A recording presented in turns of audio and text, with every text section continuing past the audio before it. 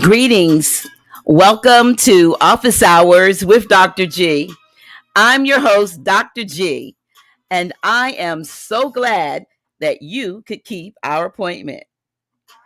Well, tonight's guest is absolutely no stranger.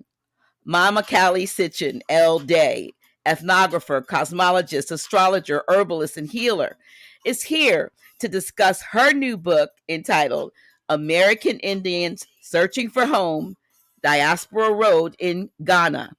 In it, she uh, recounts short stories written during her 4 years living in Ghana, West Africa from 2006 to 2010, residing in an oceanfront cottage near a community of American expatriates, indigenous and organic to the Americas on one side, extending down the road about 1/4 of a mile with a small village of about 200 indigenous Ghanaians on the other side of her cottage. In that small village with its charms and challenges, she learned about what necessity really means. Having escaped the stresses of a family business and a challenging relationship, Mama Callie was able to recapture her brave heart and her own spiritual awakening that was put on hold 30 years earlier in order to raise a family, a business, and a husband. In the process of rediscovering a renewed spiritual life, elevating her consciousness through working with Mother Nature, growing moringa trees, and developing a 22-acre farm, she learned who she really was, where she really belonged, and her role in this earthly dispensation. Now, Mama Callie L. Day was born the 13th child and seventh daughter of an American Indigenous family organic to this land. And she earned a Bachelor of Science degree in nutrition at CSU and completed academic classes in Traditional Oriental Medicine in San Francisco. In 2012, she was officially ordained to the divine ministry by the Grand National Chairman of Moorish American Sheik Elihu N. Pleasant-Bey. She says most of what she knows is she has learned stems from her independent studies in various metaphysical disciplines: astrology, astronomy, world religions, ancient and modern world history, and through her many travels around this planet. She is a wonderful, delightful, well rounded, well storied guest, and I am so pleased to have back with me here at Office Hours with Dr. G. Mama Callie, how are you?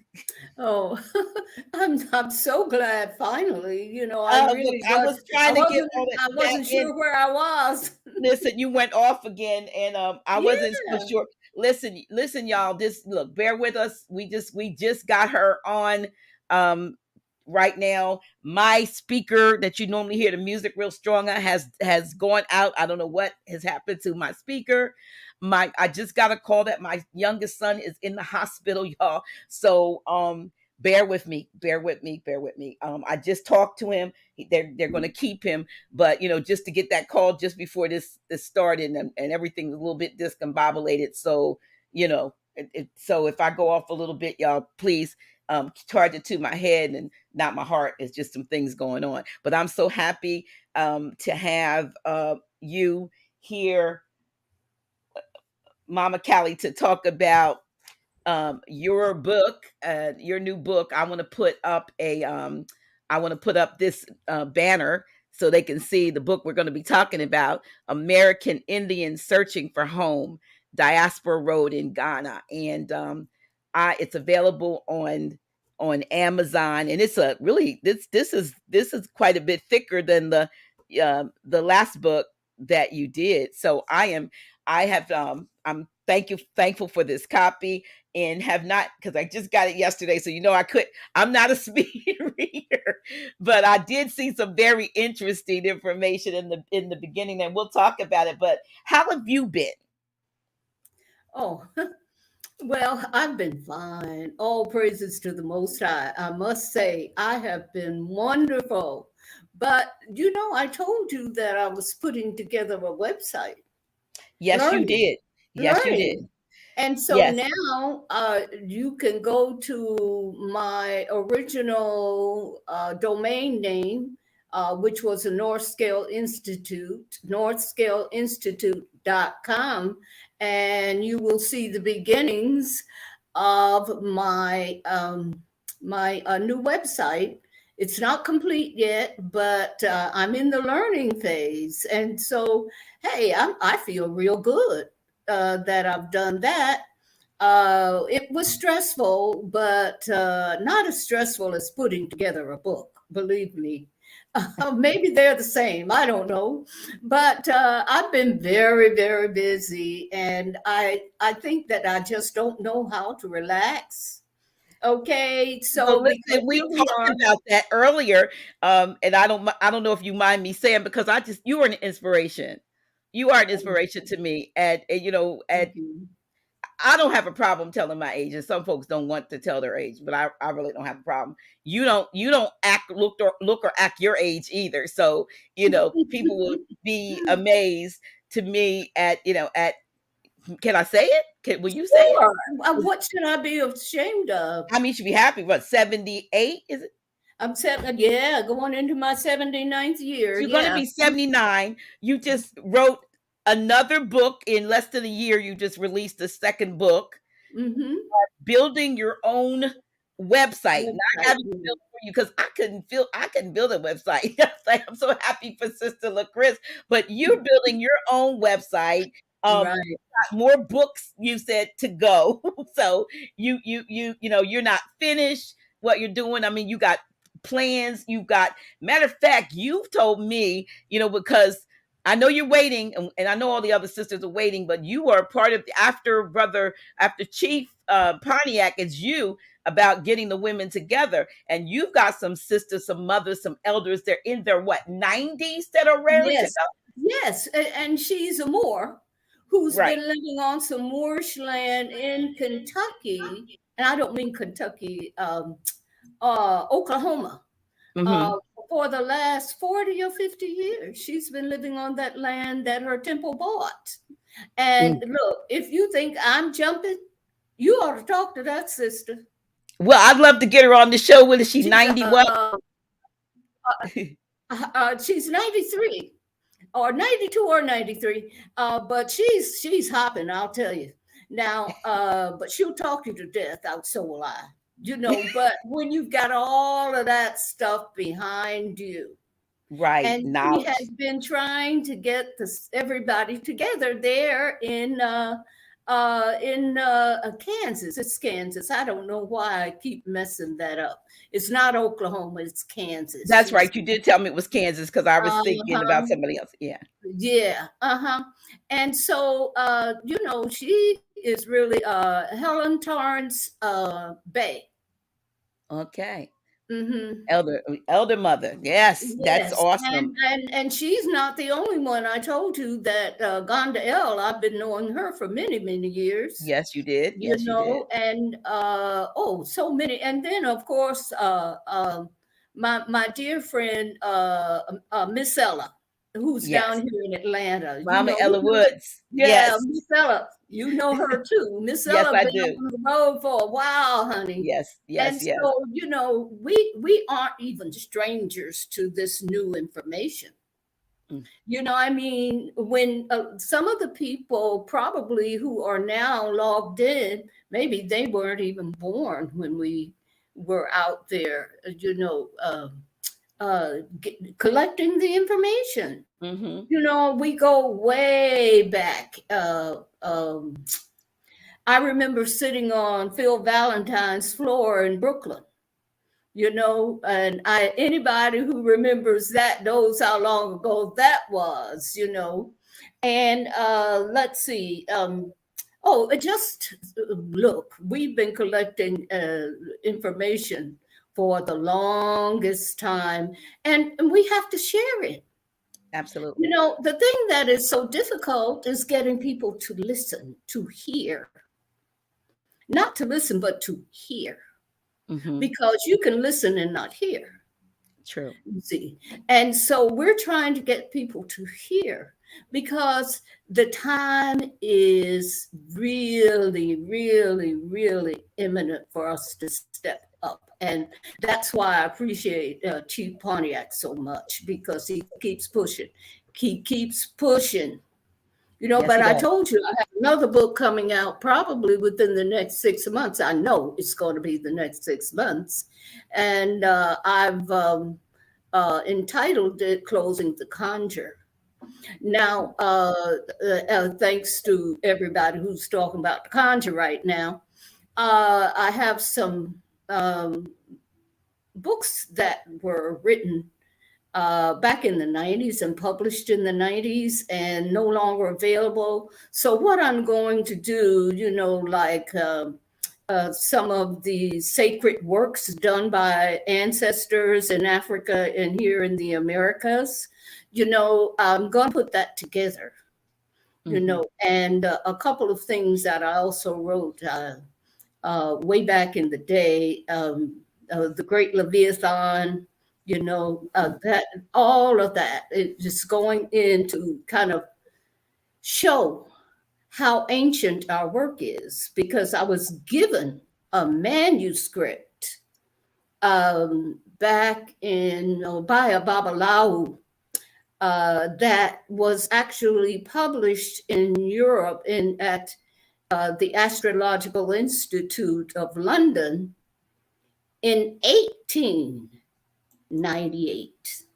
Mm-hmm. And it had never been published. And I published it in 1990. The book was called Astrological Geomancy in Africa.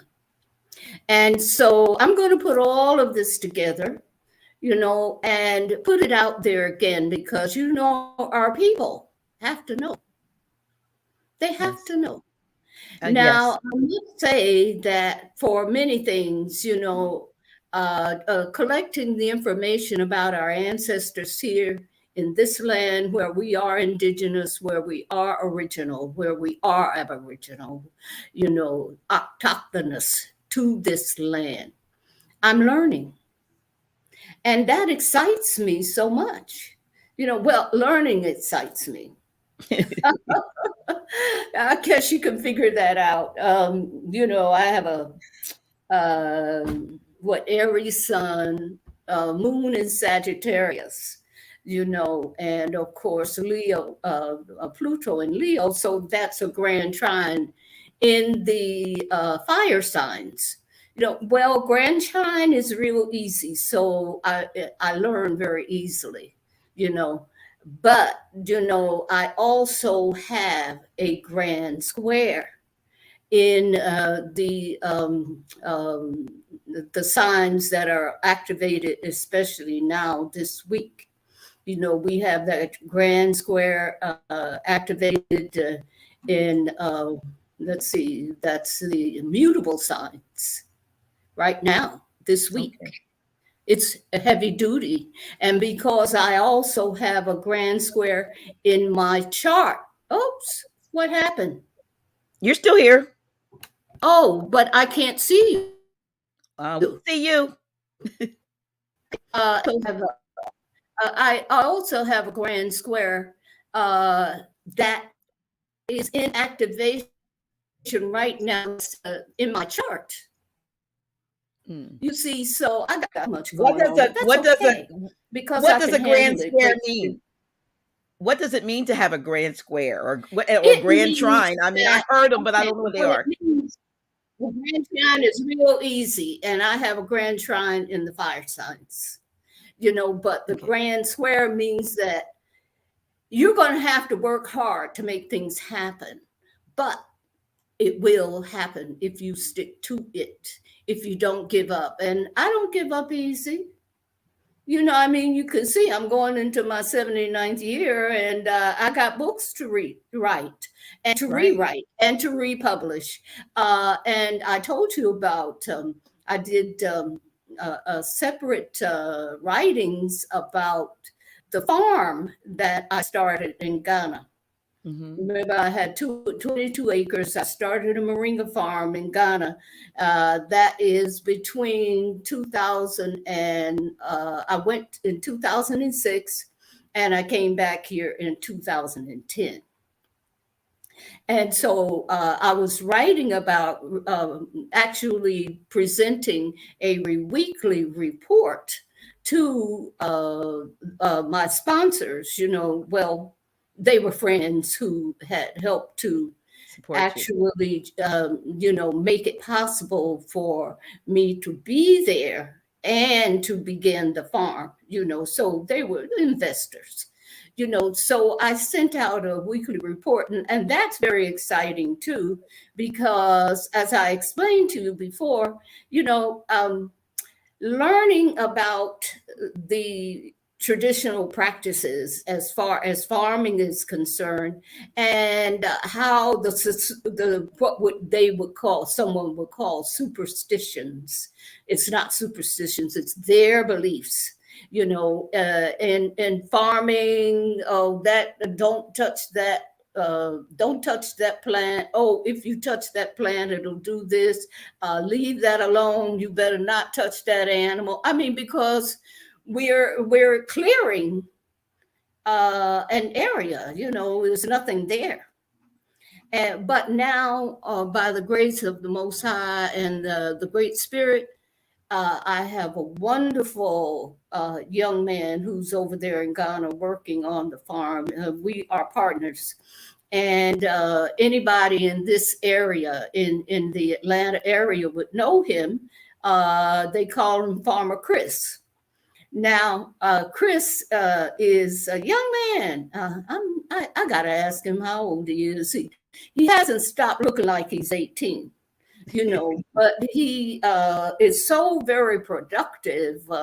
He managed an organic farm down in Sparta, Georgia for many years, and he sold all of his organic vegetables and mushrooms here in Atlanta. So, I mean, he made a whole lot of money. So the brother is serious. And fortunately, he and I are in partnership in Ghana now, producing moringa trees. He's planted so many, tropical fruits and so forth. And he is supplying the diaspora community with organic vegetables. So, I mean, he's working harder than I am, but of course, he's half my age, so that's all right. That's right. Yeah. And it's interesting that, you talk about, the farming and so forth. And anybody who follows me on, say, Facebook will in the last week will probably, they remember in the last week I've been posting myself I went into the back of the building a couple of weeks ago, and I said to Grand Sheik Tashriq Bey, I said, we need a weed whacker. Of course, I said we need I'm going to say a vacuum cleaner, a lawnmower, because there's so many weeds back here that, and I should have known better, but there's so many weeds back here. So before I could even do anything, in my mind, something said, take the picture, this app that you have, and take a picture of some of Mhm. these things and at least identify what your weeds are. Mama Callie, I want to tell you that there is, and I just discovered a new one that's back there today. It's not new. I thought that at least that one's the weed, and it seems to be one of even the better of them. But there's red clover back there, which Oh, I've yeah. harvested and made tea. There is dandelion back there.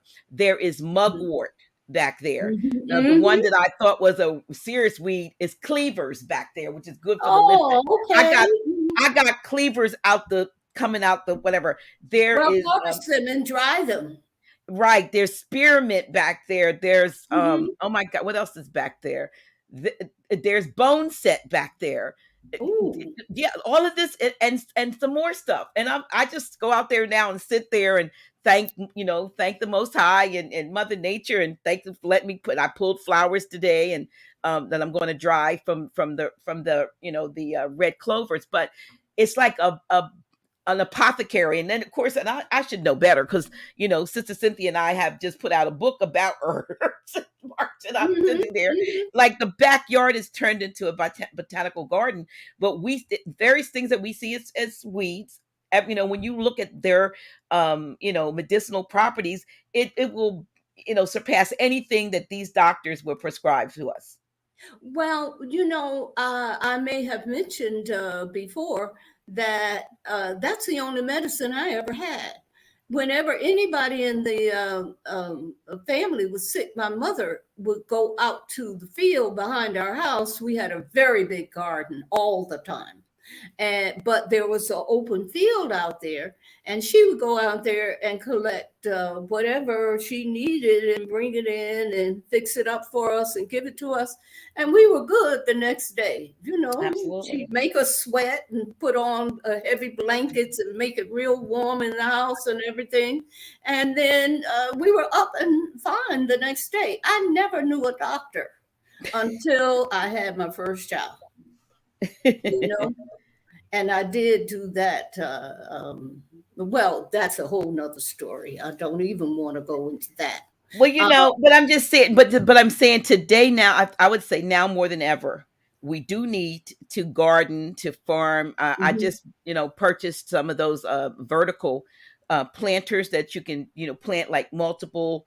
I think I got a 7 tier coming that you can put multiple like your herbs or some vegetables and so forth, and you can do it like say in a small space, say on your deck or even in a sunroom in your house, and you can grow this stuff yourself.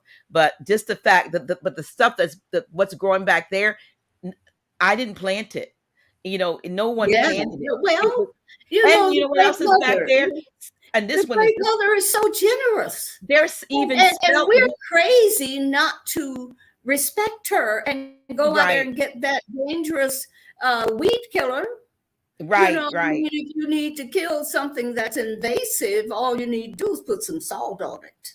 And And then believe me, it ain't going there's to. actually nothing back there that things I thought may have been invasive, like even the cleavers, because once they get those little things, they stick on you. You know how you can stick when Oh, they get the yeah. little bugs on it.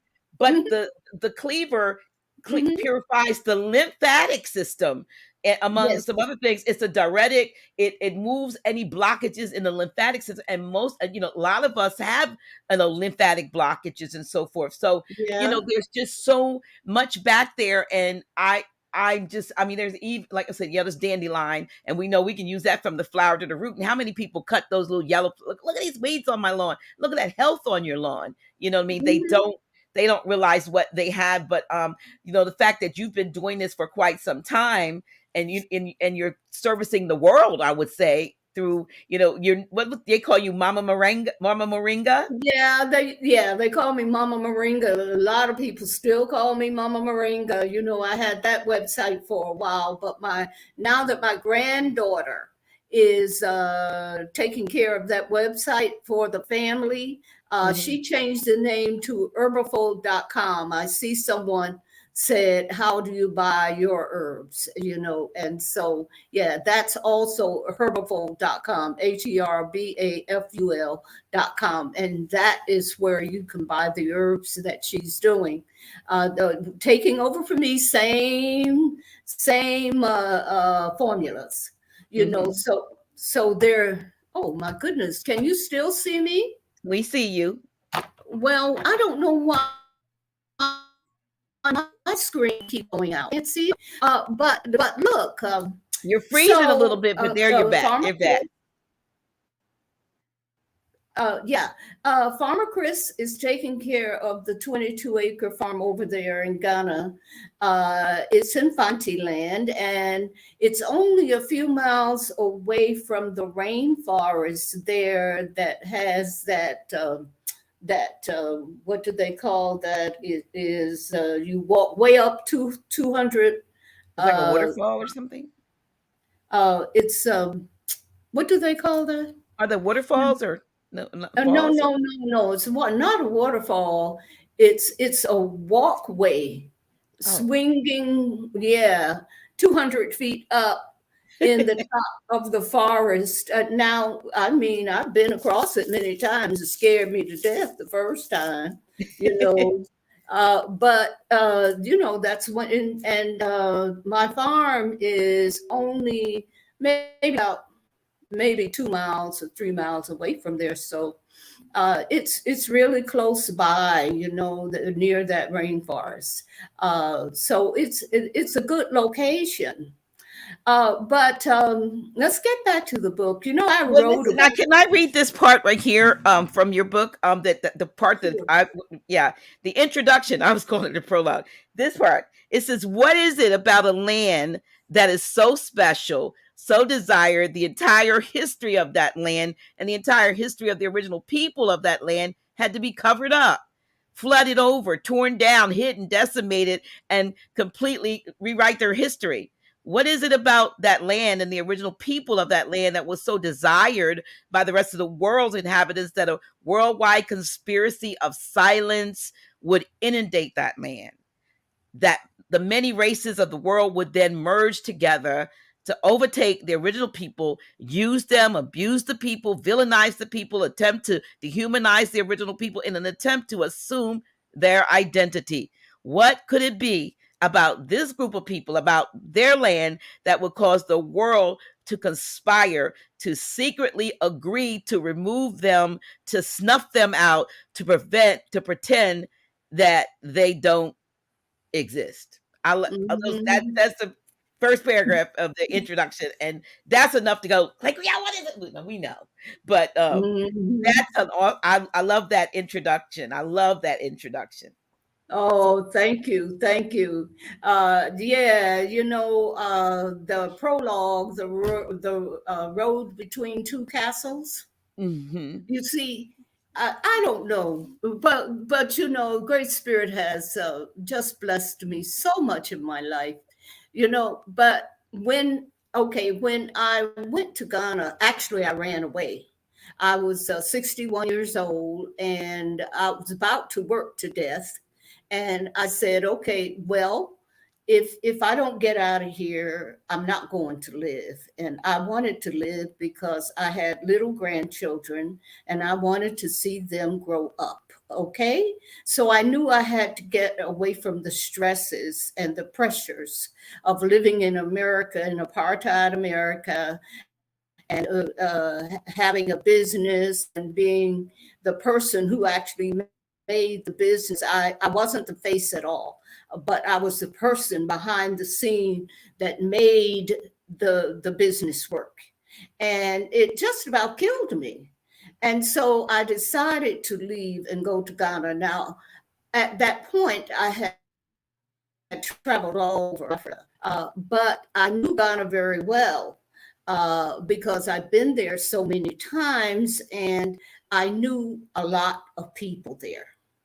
And I knew an elderly woman, you know, who had built a beautiful home there. She lived in New York, and if I actually, she was one of Dr. Clark's main people. In other words, when he traveled, she, and Mama Sybil together took care of him when he was traveling because, you know, he had lost his sight. Hmm. And so she had a home that she had built in Ghana. And so I asked her if I could come and rent one of her rooms until I found a place in Ghana. And so she said yes. And so I went, and I went with two suitcases and $1,000. And I said, look, I'm going to make it. You know, no matter what, I am going to make it because I knew that the Great Spirit was with me. I had to live. And so I got there, and within 1 week, I had found this seaside cottage. I mean, it was 1 week, but there were things that I had to do. You know, I had to put in a decent bathroom Hmm. because it had a toilet, you know, but if you've been in some of these places, you know. So I had to put in a decent toilet and I had to put in a decent sink and so forth. And I had to get a poly tank, you know, for water because if you looked at the stories I wrote about, I think I wrote about water more than anything else because water was such a big thing. I mean, in that village, which was in Elmina, right between Cape Coast and Elmina. And actually, from my seaside cottage, I could see both the castle at Elmina and the castle at Cape Coast. So, I mean, you couldn't ask for more. But Yeah. that is what Great Spirit did for me when I got there. So I had to make changes. And one of the changes that I had to make was to build a tower to hold the poly tank up. And it was about maybe 25 feet above the house. No, about 25 feet above the ground. And so that created enough pressure so that the water would come down. I'd have enough pressure in the house for the sink and the toilet and the bath and the bathtub. I had to put in a bathtub too. And so I did all of that, so that the place would be comfortable. And so it was just a lovely, lovely, lovely location. And right next door there was a Christian missionary of European Americans who owned the building, but somehow they had got run out of town, and so they weren't there for a great deal of time before, while I was living there. And so the children would come out and play football, which is we call soccer, Yes. out in the field, behind that little church. And so, it was just wonderful sitting there and watching them and watching the crows fight and the watching all the animals interact with each other. And it was and of course the fishermen, the Ghanaian indigenous fishermen. They would start out late at night. They would go out to fish all night long, put their nets out. And then as I got up in the morning, before I went walking, they would be pulling their catch in. So it was just a wonderful show just sitting there, and it was really great. I really enjoyed it. And I had a wonderful group of internet friends. So, I was able to communicate and know what was going on in America, and, just interacting with people in the US and all over, because it ended up that people would send out my emails and everything. So people would write me back, all over the place, so it was very exciting. And what happened was I had a very dear friend. There's a picture there of the women well, I call it, oh, by the way, it's got great color Yeah, a pictures. lot of color pictures in the book. Yeah. And that's the So reason this one for of the castle, right? the so-called castle. So-called Yeah, castle. but there we had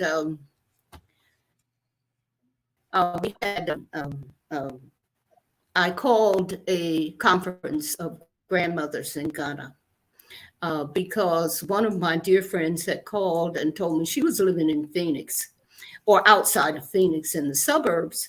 And she said every time her son left the house, the police would follow him. And she was afraid for him to leave the house. I mean, he was in high school, and she was afraid for her son to leave the house. This is in 2007. Oh my. Okay.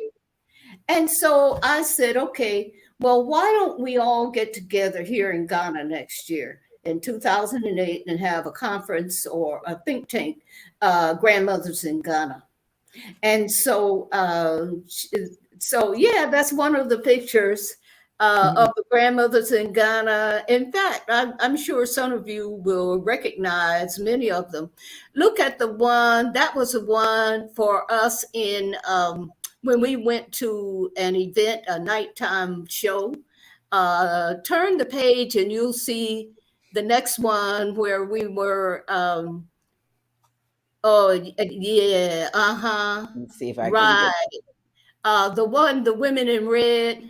If you could see it, we had the grandmothers in Ghana I think need to tank get. at this beach resort, and we had such a wonderful time.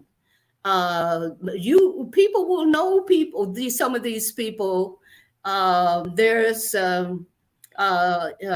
Sister Ema Bay on the front row with Dr. Anaya Hill, and then behind her is Mama Tamu of Atlanta, and behind her is the sister from UK, and then behind her is a sister from Philadelphia. You would know her. She has her own resort there. And then there's me, and then there's a sister from LA who's right behind Mama Tamu. And so, it was really, we had such a wonderful time. But, the people, they were interested in going shopping. And it was a real revelation because even I found out that there was I had put together a plan for us looking at our what we need to settle within ourselves. Okay, Mhm. and there's this book called "Women Who Run with Wolves." Have you ever heard of that book? I've heard about somebody running with wolves, but I guess is that is it Women Who Run with Wolves. okay? Okay, let me tell you, that book was written about by an indigenous woman from somewhere around. I think she's from Minnesota or somewhere. And she was indigenous Indian mixed with um, Caucasian and Mexican. So she was a real mixture, but this was a wonderful book that she wrote called Women Who Run with Wolves. And she had a little exercise in it that said, okay, we're going to look at our lives and we're going to decide what we are finished with, what Hmm. we need to work on, and what we are not ready to do anything with but sweep it under the rug again. Okay. So this was an exercise that we tried to do, but we couldn't decide. Even at that time, I there were 15 years of my life I couldn't remember. Can you believe that? Well, yeah, I can because I said like I because I mean, have them like I here have I'm the same trying to thing. look. Yeah, 15 years. I couldn't remember. Well, that's why I had to go somewhere and get myself together. Well, that's what I was reading. I wanted to go back to what you like in the prologue of your book, The Road Between Two Castles, and you say and this is key because a lot of women and maybe some men go through this, but it's after you talk about to many they are called castles, to others they are decried as dungeons. It really depends on which side of the gate you are standing and who's holding the key. At the age of 61, you say, I ran away from home. You think about running away from home, you think of a teenager A or a child. child, a You said at teenager. the age of 61, I ran away from home. I knew that I could not continue to live under the circumstances. My mistake through the years was to suffer in silence. And so many people do that. The Mm-hmm. world thought that everything was fine, just hunky dory, even though when I left home, very few people knew the circumstances. Many still don't. But at this point, it really doesn't matter. No, doesn't matter. Because I just had to save myself. Right. You know how women give everything to their whatever they have to give it to their family, their husband, their Career. business, Mhm. everything. And then when you look around, hey, you're empty. You don't have anything. Yes. you know, and you can't even, you lost 15 years of your life.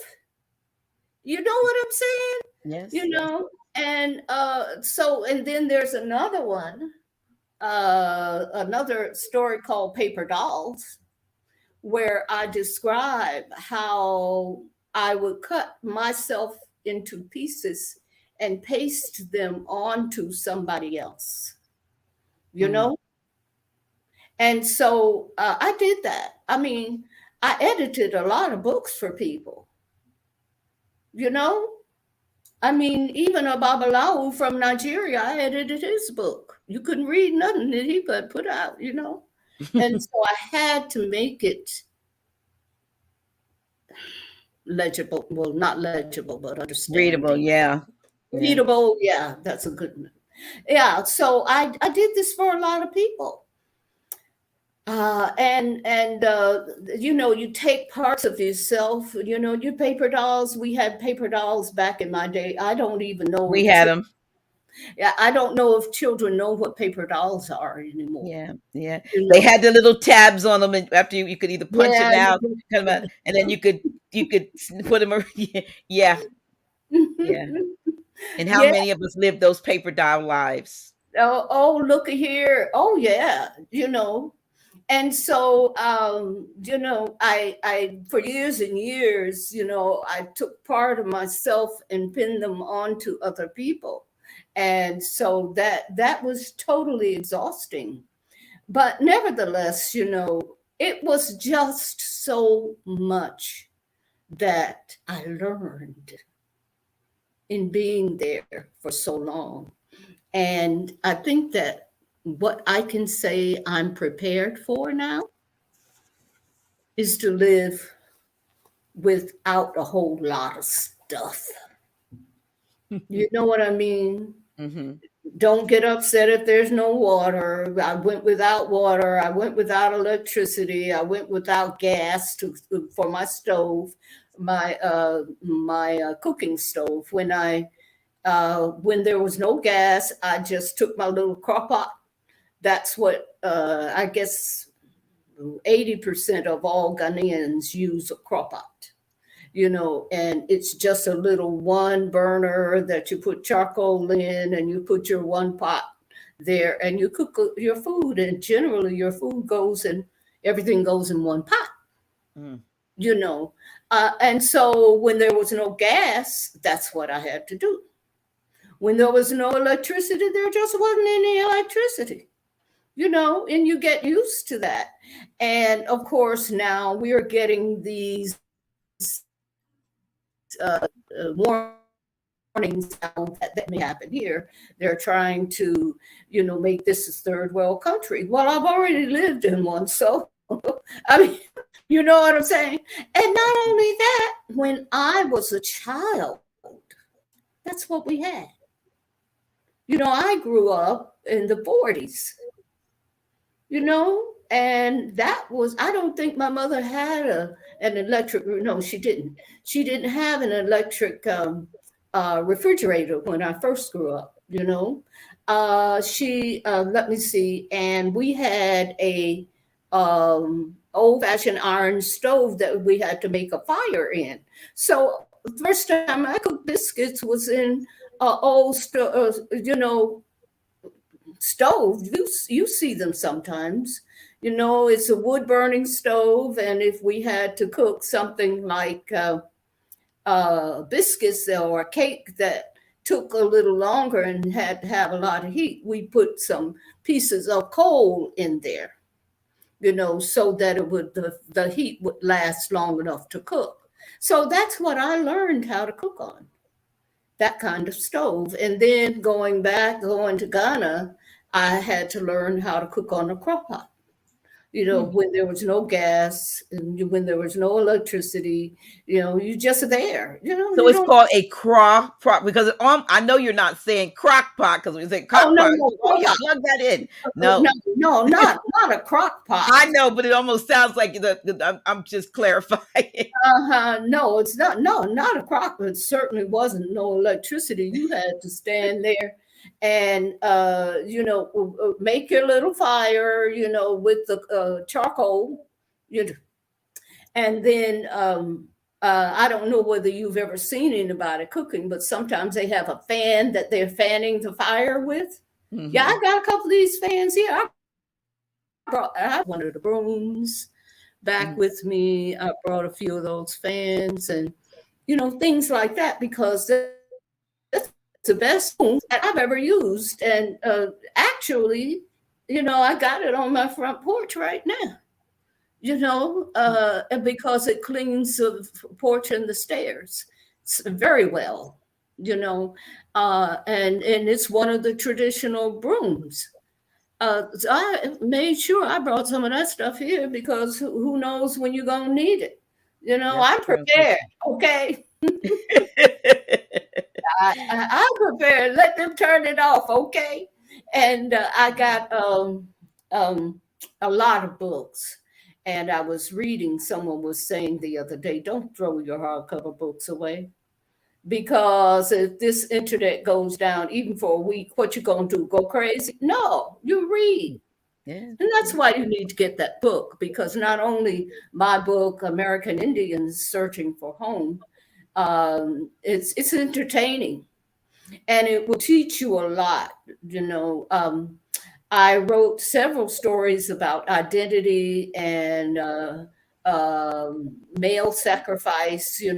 How I see it as male sacrifice. I mean, there was one book, one story that I wrote about Michael Jackson as a male sacrifice, and another one, Identity, where a young brother had hanged himself. I knew him well from birth, And then another story I wrote about a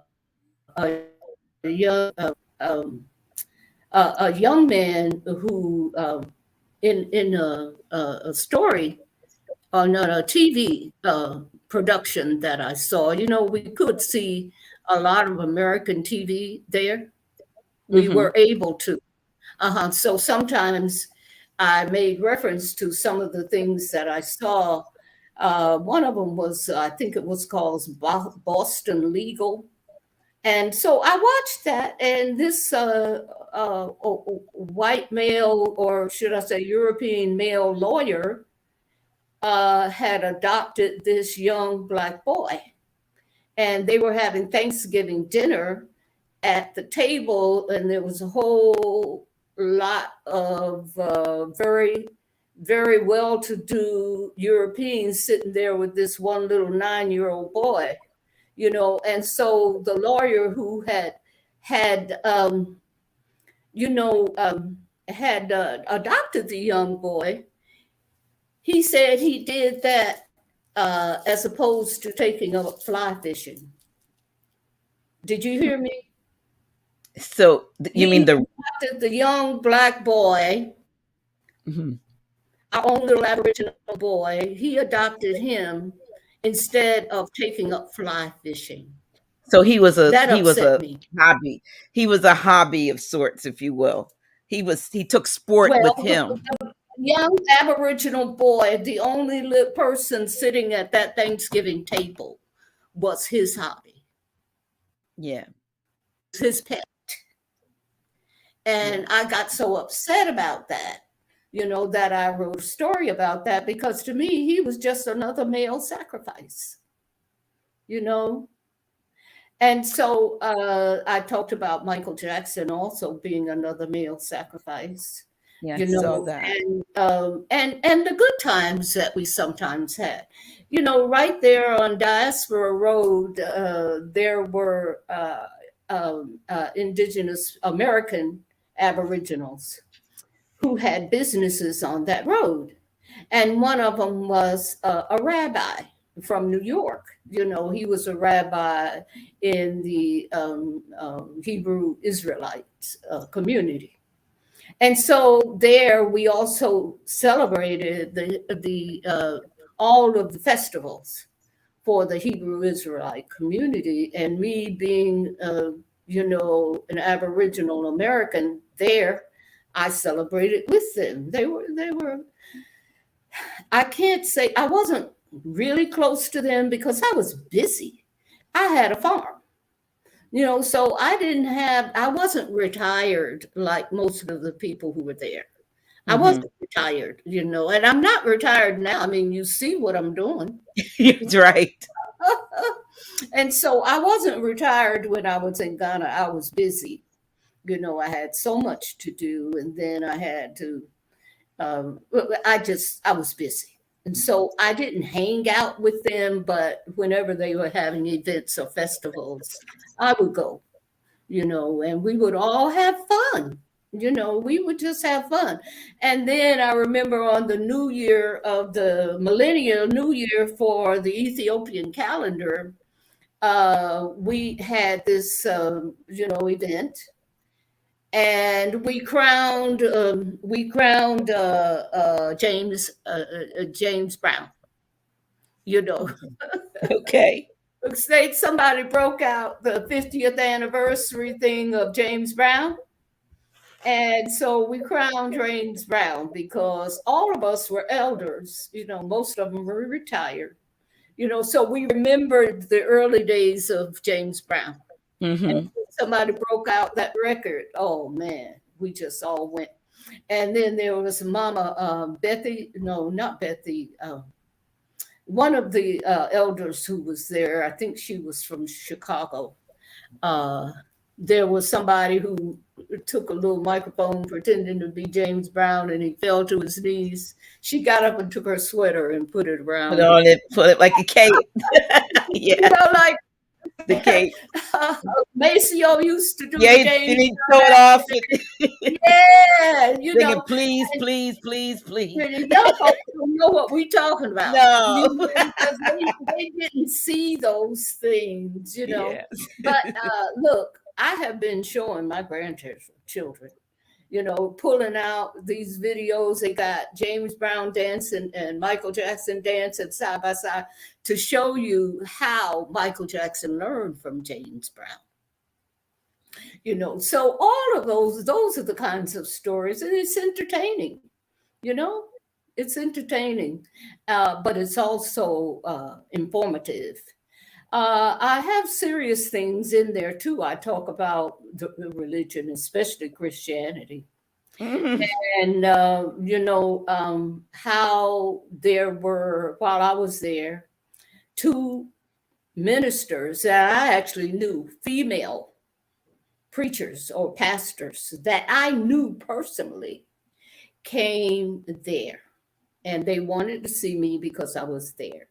And what I had to do was to say, okay, well, they're my friends and they're good people. So even though they're toting Christianity to Ghana, they're still my friends. And so, yeah, we met up and everything. And one of the stories, because a lot of people brag about, oh, they got a church and they're building a church in Ghana. And so they had come, one of the groups had come to see the church that they had sent money to be built. And so my friend, the pastor, the female pastor, they had seen the building that they had built, but she needed to do the rest, to go to the restroom. Where's the restroom? They hadn't built one in the church. Did you Okay. hear me? They hadn't built a restroom in the church, you said, yeah. They There was no restroom in the church, and they had built all this fine everything and no restroom. And I found that to be true of structures being built even then without restrooms. So I write about that too. You better not get diarrhea. You on the road. I mean, it's a serious thing. But nevertheless, that has not um, deterred me. The one thing that I must say, and I want you to understand this. I believe that we all have to build our own home. Okay? You said For build our own homes. our own home, our own culture. Culture home. Okay, not individual. I get it. We have to our nation, Right. Our community, our nation. and not just community. We have to build a nation because as we sit today, the nation called the United States Incorporated doesn't exist anymore. And when I say this, people get upset, but it's the truth. You can just go and look for it. It ain't there. And there's a green screen and studios where that which is being called the United States is actually filming, a episodes every day to make you think that it's still going, but it ain't going. I mean, Chief Bonnier talks about that all the time, trying to get people to see, and they ain't looking. They got, let's see, Amazon Studios. They've got a replica of the White House and the replica of all of the other things. And Tyler Perry's studio right here, 2 miles from me. They got a White House a replica right here. So this is where the United States defunct corporation is pretending to exist on screen as we speak. As they say, you better say that. It's the truth. That was, or the other thing is that part. Yes, because there's too many people still living the illusion and thinking it's real. Honey, you try to tell them and they ready to fight you. Oh, I know. You try to tell them, we'll say, just look. It's Delaware. I think it's a Delaware corporation now that they're many. It's incorporated here. Yes. Yes, a Delaware corporation. It's called religious. It's a religious corporation. Oh, they went to that. Yeah, the last one I saw was it has to be under Satan. Yeah. You telling me? I no. I'm just yeah. Mm-hmm. Yeah. Mm-hmm. Yeah, and so you have to watch what you say because I'll tell you, honey, you think you got free speech? You think this is even the land that we lived in 10 years ago? No, it is not. And it all started with that, didn't start, but with the shutdown with the Jupiter-Pluto conjunction in Capricorn. Capricorn rules the powers that be. And when did that occur? Was that in 2019 or 2020? The first Jupiter and Pluto in Capricorn, the first conjunction was at the December 2019. And then there were, I think, 2 more or 3 more conjunctions, because the planet's moving back and forth. Honey, there's no way that the world could continue as it was. It had to change with Jupiter and Pluto conjuncting in Capricorn. Capricorn, rules is the ruler, of institutions, of religion, of government, of banking, all those institutions that rule. And it has come down. Wow. And if we ain't looking, that's our fault. I just read something the other day. Let's see. I think it said 70% of Americans now know that this so-called regime that's in place right now is fake. Well, I said that then the 30% must be us that don't know. I hate to say it, but our folk don't want to change. I mean, we are the most conservative people. Well, you hear more and more and more though of the other people speaking out against the things that the small when I say minority of us, I mean I'm talking about in the number, not that we're minorities, but there's a small amount of us, a small number of us who actually are embracing these truths about the falsehood under which we've been operating, or we've been controlled. And but you're Right. hearing them come out and talk, I mean, honestly, about the same thing. Because if you talk about a 1% so-called 1% elite, the 99% includes us and the rest of them that aren't in the elite, and they are being subjected to the same thing that we are. So they're Oh, crying, they're absolutely. speaking out against it, and we're afraid to speak out against it because we still think Scared to that they death. can do something to us. Oh, we scared to death to say anything. Mm. And I said, look,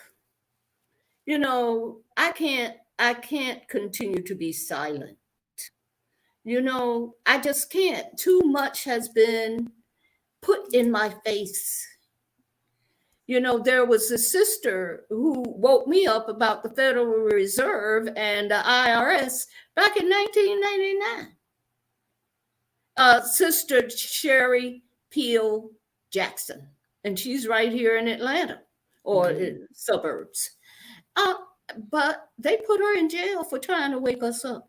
Wasn't she a former IRS She was a former IRS IRS enforcer. enforcer? Yeah. And what happened was she saw this ad saying, um, that proved to me that the IRS is legal and I'll give you $50,000. And she's an enforcer. She said, well, I'm going to get that $50,000. And so she began to look and she found out that it was phony. It was just a fraud, the IRS.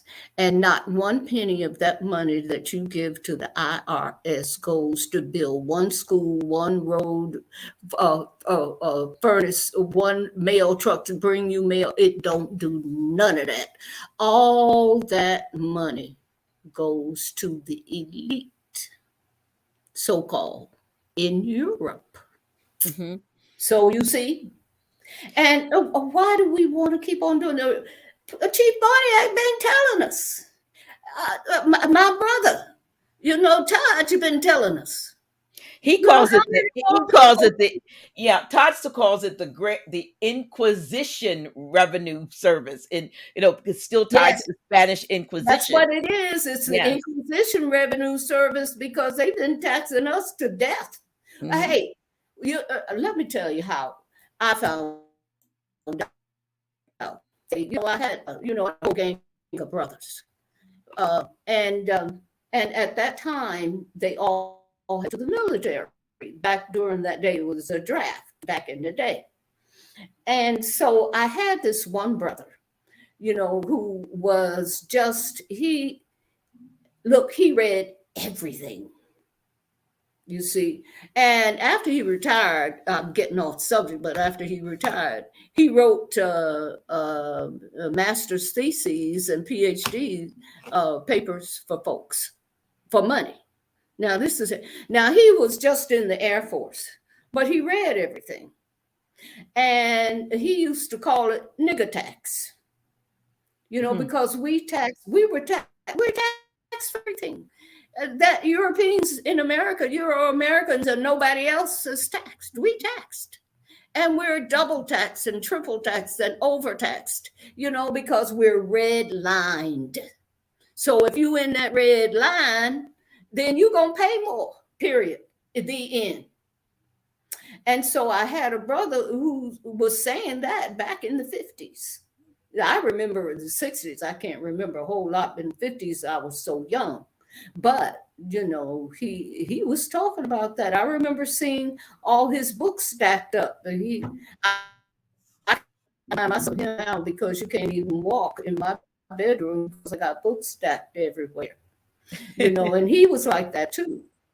And his twin brother was also like that. You can't walk.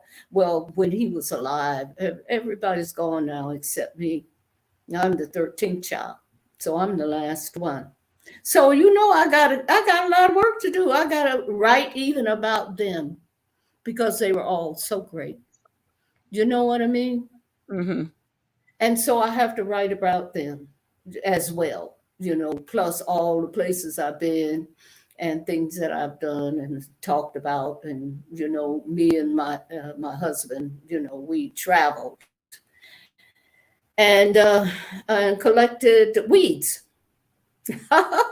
Weeds. because all Yeah. yeah, we collected weeds. That's what he loved was the weeds. If it was a weed he had never seen, he collected it. Let me give you a little insight.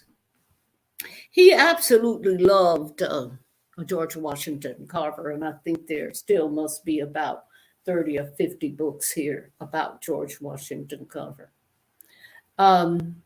He was born the same year that George Washington Carver died. And Mm. I always thought that George Washington Carver's spirit came to dwell in him. And George Washington Carver had no ego. No. You know that.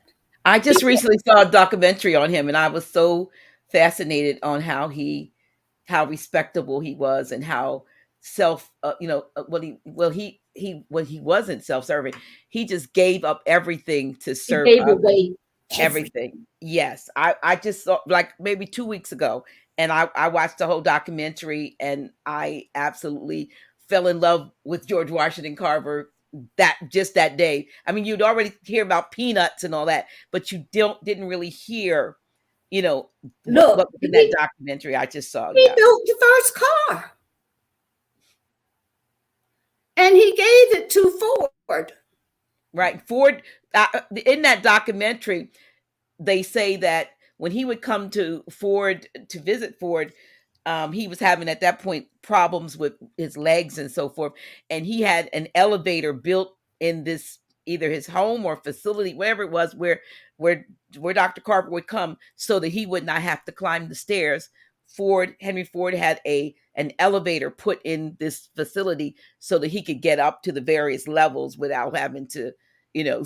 Okay, Henry Ford built George Washington Carver a special home Mhm. built from all the different timbers around America. It was just especially designed for George Washington Carver. But George Washington Carver gave him the car. Which made him And a not only that, billionaire.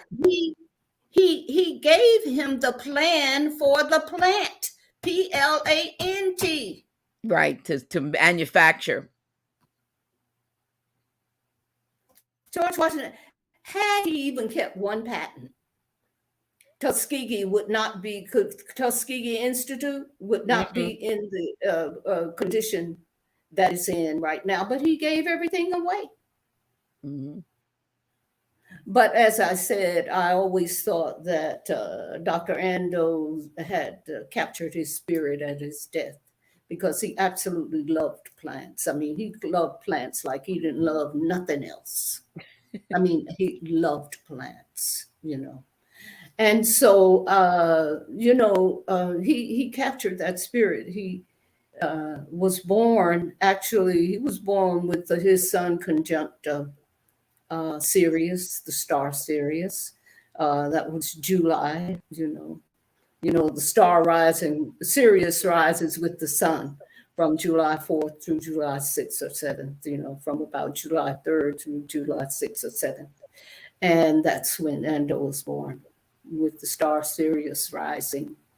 But he absolutely loved plants. And he had George Washington Carver's spirit in that sense. Mhm. So the book, I see someone said he built the first car. Yeah, George Washington Carver, because he had to go out into the field to teach the farmers, and So I mean, he was always tinkering. Mm-hmm. And he created a car because it was faster than the horse. And of course, he was tinkering in and he made an engine or several different kinds of engines. And one day I was talking about it with a young man and his wife, and I didn't know that the brother was from Alabama. And I was saying, that George Washington Carver built that first car? He said, "Oh, yeah, because my grandma used to tell us that he would come out there into the country to help us out and teach us stuff. And his old machine would scare all the animals off." So that was validation. Mm-hmm. They try to hide that. And even if you look up, they call it the Jessup wagon. If you look it up, they got a white man there, not not George Washington Carver, but in the museum they do give him credit for that car that he gave to Henry Ford. Mm-hmm. So Henry Ford owes us everything. They all do. They all do. Exactly. They all owe us everything. And that's why we're going after it. Okay? And I'm sick and tired of these folks being so scary. Well, here I pulled this up. It says I looked up who invented the Jessup wagon. It said the wagon's name originates from Morris Jessup, a New York banker who financed the project. However, it was Carver himself who Oh, designed the wagon, selected the equipment, and developed the lessons for farmers and so forth. I can't believe so they they got brought his name up, but they didn't give him credit. Now, the New York banker is the one who gave the money to Ford. So, well, Ford already had money. But, they were in cahoots to hide the truth. Because the truth was, because when I mentioned it, just in general, and there was a witness here, he said his grandmama always told him that George Washington Carver would come out into the country to help them out, and his Jessup wagon would scare all the animals and they would run. It was called the Jessup Agricultural Wagon. Was first used by noted Tuskegee Institute chemist and scientist and teacher George Washington Carver in 1906. It was a mobile classroom that allowed Carver to teach farmers and sharecroppers how to grow crops such as sweet potatoes, peanuts, soybeans, and pecans. It said then it goes on to say the wagon's name originates from Morris Jessup, a New York banker who financed the project. But it was Carver himself who designed the wagon, selected the equipment, and developed the lessons for the farmers. Well, if the dude financed it, he didn't have nothing to do with making it. So why did he get his? You know what I'm saying? Yeah. And so, I mean, and I have mentioned in the book, American Indians Searching for Home, I have mentioned how we have created almost everything, including technologies. The cell phone, the internet was created by us. I mean, everything. And who gets the money and who gets the credit? Because our behinds are too scared to stand up. And that's what we got to stop doing. Hiding. Where you going to hide? Yeah. Hiding. Scared. Yeah. So we have to change that. We have to change that. We have to change his Tory. And those who've heard me before, I don't get into his Tory because I know what those two words to put together mean. It's his lies, it's his distortions, and lies, so yeah. So we don't have his Tory. We want to they want to have Black his Tory. No, we don't have his Tory. We don't. That's his Tory. Yeah. We have. Yeah, we can't maybe find the correct word to describe our always have been, always will be existence, but it's not his story. His story is an No, it is not. interjection. Yeah, his is an interjection into the reality, or the truth, really, of who we are and who did what. And so they've done everything through reconstruction, we know, to Mhm. paint a different picture, be it the what happened, who did it, what complexion they had, what their texture of their hair looked like, how broad or thin their nose. They've done everything to write themselves into the narrative, Changed all the pictures, changed all the and stories, then taught us this as truth. This is the truth. Uh-huh. And of course, we didn't know, No, and that's the reason why we all have to write our own story. This is right. why we all have to write our own story. Okay. So if you got some downtime time, write your own story. I know you got a Absolutely. story to, and see, the thing about it, your story is going to help somebody. I know that. You know, my daughters and I went to see this play on Saturday. It was a Mother's Day gift, and it was called Aunt Sarah's Girls. Have you heard about it? No, I'm not. It's maybe it hasn't been performed outside of Atlanta yet.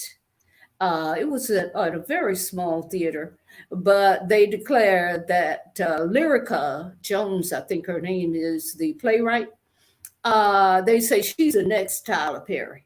Okay. Oh, Well, I absolutely loved that play because it was our story. I guess Aunt Sarah had about maybe 10 girls or so, and they each had to, well, they told their individual story. Aunt Sarah had so-called adopted certain women who actually had fallen on hard times, or the mothers left them or something like that, and she raised them, and they were all different personalities and everything, but they told their own story, and I was almost in tears, hmm. because I I realized have. that Is it something in a book, or is it just a play? Is it something that we can look up, or? I think it's right now it's a play, and it's probably going to be on the Chitlin circuit. Just like how Tyler Perry started with Medea, Yeah, he would come to the like the major they call it cities the where Chitlin we. circuit. These small theaters, because the one that we went to was a very small theater, but that didn't matter because the content was so much. It was heartfelt. Mm-hmm. And I identified with so many of those women, even though that those are not my experiences. I know that theirs was real, and I Right. felt it. I felt their hearts. Now, I want to, well, I want everybody to purchase one of the books, uh, um, American Indians Searching for Home, because you'll enjoy the stories just like I enjoyed the stories of the Aunt Sarah's girls. I Mm-hmm. mean, we got to tell our stories. Don't hide. I mean, it's real. It is apartheid America that we grew up in, and it has been hell, but it's also been heaven Mm-hmm. because it's been lovely, but it's been hell. Mm-hmm. So the Great Spirit has taken care of us. They have tried everything to get rid of us. They can't do it. It can't be done. We are the real salt of this earth. We are everything to this earth, and the earth will not wipe us out. Okay? The earth will not allow anyone to wipe us out. Okay? All right? Okay. We got that straight. All right, so this I want you to do that, and also I need you guys to go to my new website that What I I need to put up. what's that? I got it. Let me type it in here. Let me Okay. it's I it's Now okay. I'll have some very, very unique products there, including my books. I don't have them up yet, but you can still get them at Amazon right now. But I will be letting you know, all of those things will be up. You know, my books will be up. I have some spiritual products that are unique that I will be putting up. I'll have a blog up there, you know, and I'm also going to publish a whole lot of those papers that we need to have access to, like what do you call it? What's that thing that the Pope sent out to Oh, the Obama? Propia and all of that. The those. Yeah, all those kinds of papers. I'm going to put them up. What So is your website? northscaleinstitute.com. North, North, scale, Scale, Institute, Institute.com. North That right Scale, there. yes, northscaleinstitute.com. Now, my store isn't up yet, but you can see what I've done so far, you know, and I have a contact form up there. If you want to get in touch with me, you can send the contact form, and we'll communicate. For Okay. those of you who are just logging in late, Mama Callie is creating her own website at Selmo79. She's creating her own website. I couldn't create our, our website. Grateful to Sister LaChris. She's creating her website. She just put out her second book in less than what 6 or 7 months. She got more Mhm. books coming, and I Yeah. I salute you. We salute Oh, you. thank you. We Thank you. you are an inspiration to us, Mama Callie. Well, y'all got a lot to do. Don't be sitting around here just tick-tocking and carrying on and crazy stuff. That's right. That's You right. Tell us. better be writing something down. That's And, it. and even if it's only for you, because sometimes you need to read it for yourself. You know, have a little diary. Have a little. There's one dream that I published in that book, and it was in my diary, and I had published it. I hadn't seen that diary for 5 years because I had left it in my room in Atlanta before I went to Ghana. Okay. So that diary Mhm. was sitting there. And when I came back and I went into that room, I looked and I saw the diary and I read this dream. And it was just so heartfelt to me. It was like the dream. It was like I've recorded it in this book, American Indians Searching for Home. I Did you recorded give that it what dream. title did you give it? Um, oh man, Uh, harmonic conversions and light, light. Wait a minute, light something. Harmonic conversions and light bodies, the harmonic concordance, and the tree of life. That was what I had named okay. Yeah, I see that. the dream was light bodies, the harmonic concordance, and the tree of life. All right. And and what that dream, it was a dream I had had like 6, 7, 8 years before. And what it was me and my partner had climbed up this mountain, and we were sitting about midway on the mountain. And there was a man sitting at the top, and I had caught a fish, I believe, and put it into a bowl, and someone else had caught a crab or something. But anyway, so the man who was sitting at the top of the mountain said that I was a threat. And I Hmm. said, well, why am I a threat? And he says, because you're giving off so much light. And I didn't know what to say. And so I didn't say anything. But then there was someone else on the mountain who said that I needed to speak to them. And I said, well, I don't know what should I speak to you about. But it was like a calling. It was like Mm. the dream was like a calling, light bodies, the harmonic concordance, and the tree of life.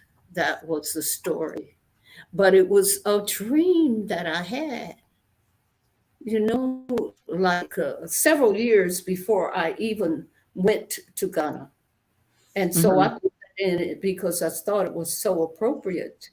Back in the day when the harmonic concordance, that was about 1982 or 83, because I remember that woman, it maybe it was a little later than that, maybe it was around 1988 or so, because Dr. Endo and I were giving classes at um, our business location in San Francisco. We had a plant nursery where we had all kinds of beautiful exotic plants, but we had an area in the back. It was like a greenhouse where we could go inside the greenhouse, and give classes. And so with that first harmonic concordance, we had a celebration and there at that time. So that's what that's all about. Yeah. But sitting on a mountainside and somebody said I was a threat because I was shining. Well, you sure are shining. You sure are emanating the light of truth. And if Well, that was an indication of what you would be doing. And I want to go back to something that you said early in the beginning of this interview, and I didn't really comment on it, but you were talking, I think, mhm, about you know how you were so overwhelmed when you ran away.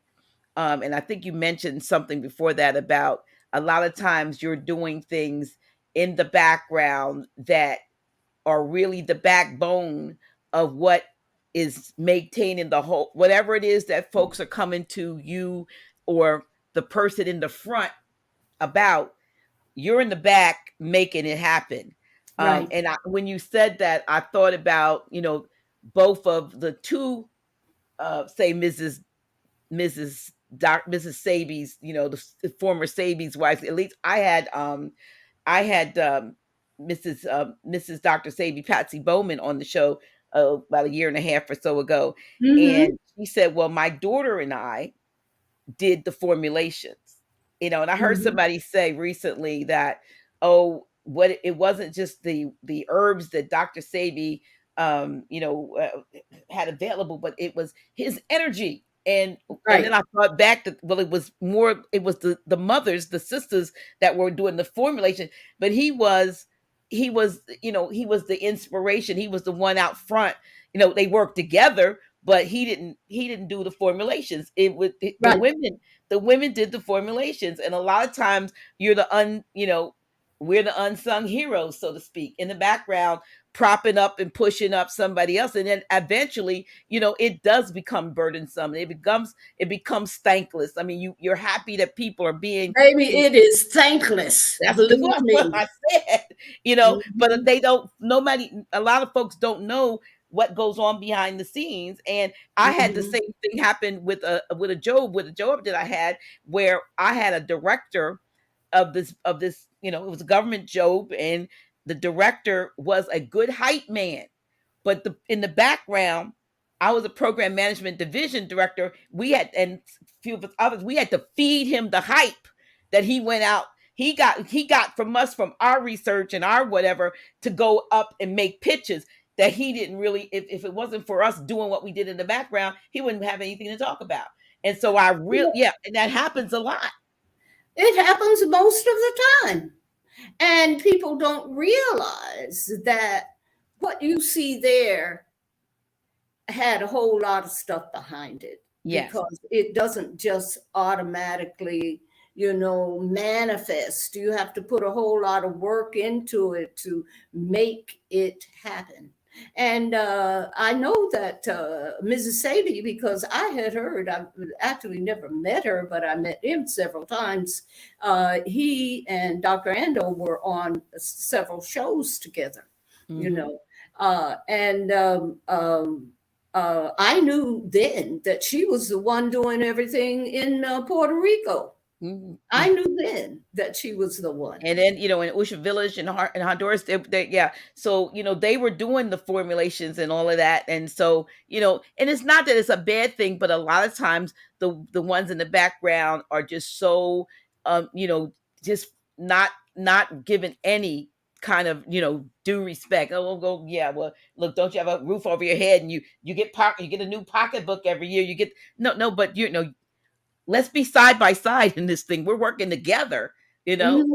you're not doing the formulations. We are. It's not your energy that's going in there. It's this matriarchal energy going in, which is what's normal and natural anyway. Anyway, the women's have always been the herbalists and the farmers, right? And the cow rearer, and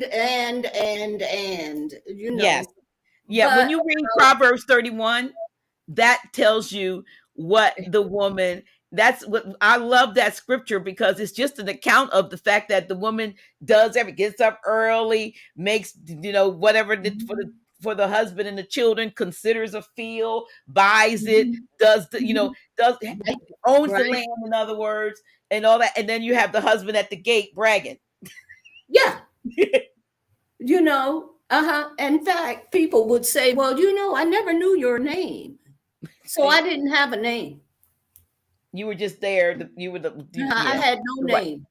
But not that that's not, that I didn't really have to do that. The way the Great Spirit put it, the way it was supposed to be. See, I was supposed to be the one who actually document all this at this time, because we were so far ahead of everybody. Mm-hmm.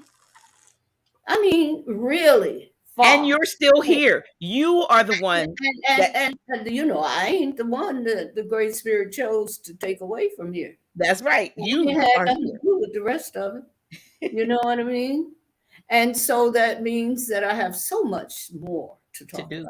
Yes, I mean, I like Red Mercury. I'm not even going to talk about it, but let me tell you, there's a big story behind Red Mercury and Ethiopia I never talked about.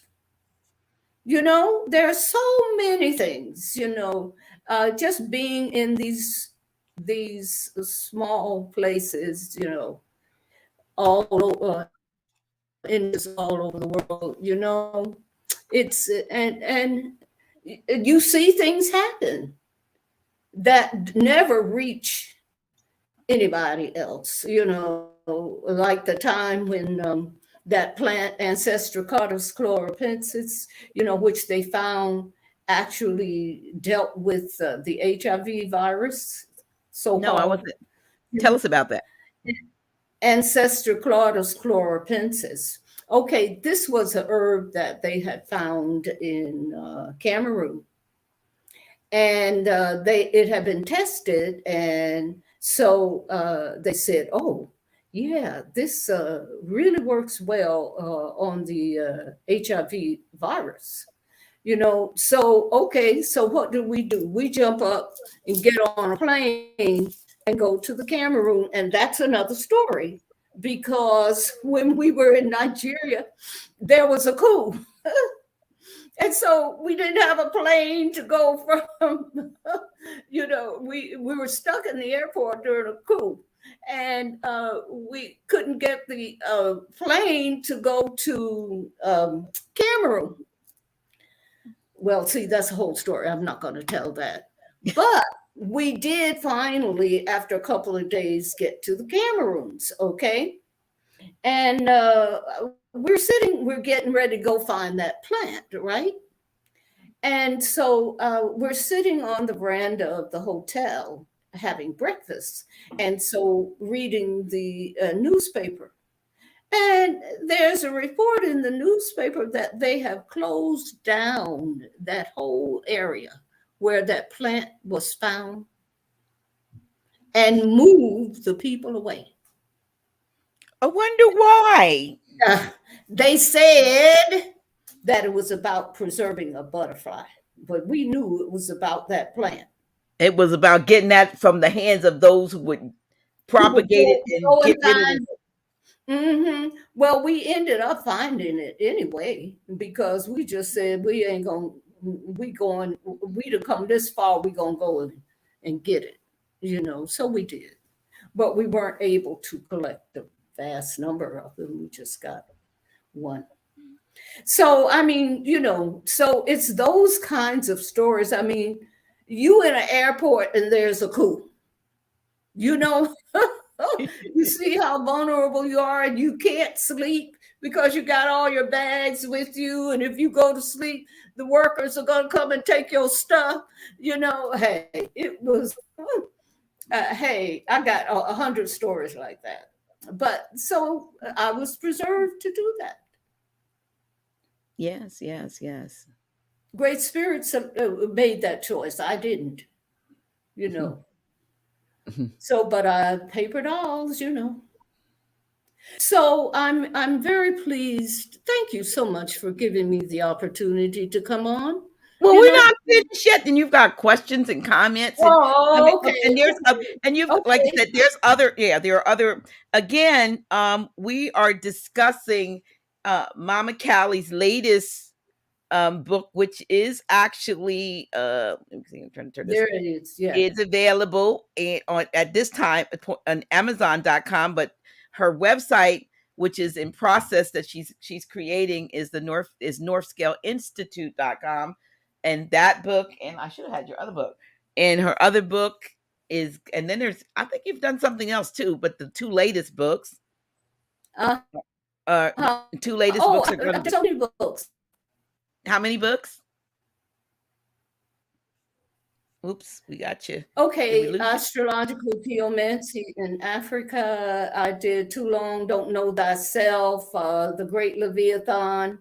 I edited The Adventures of Obatala. I edited, what was that name of that book?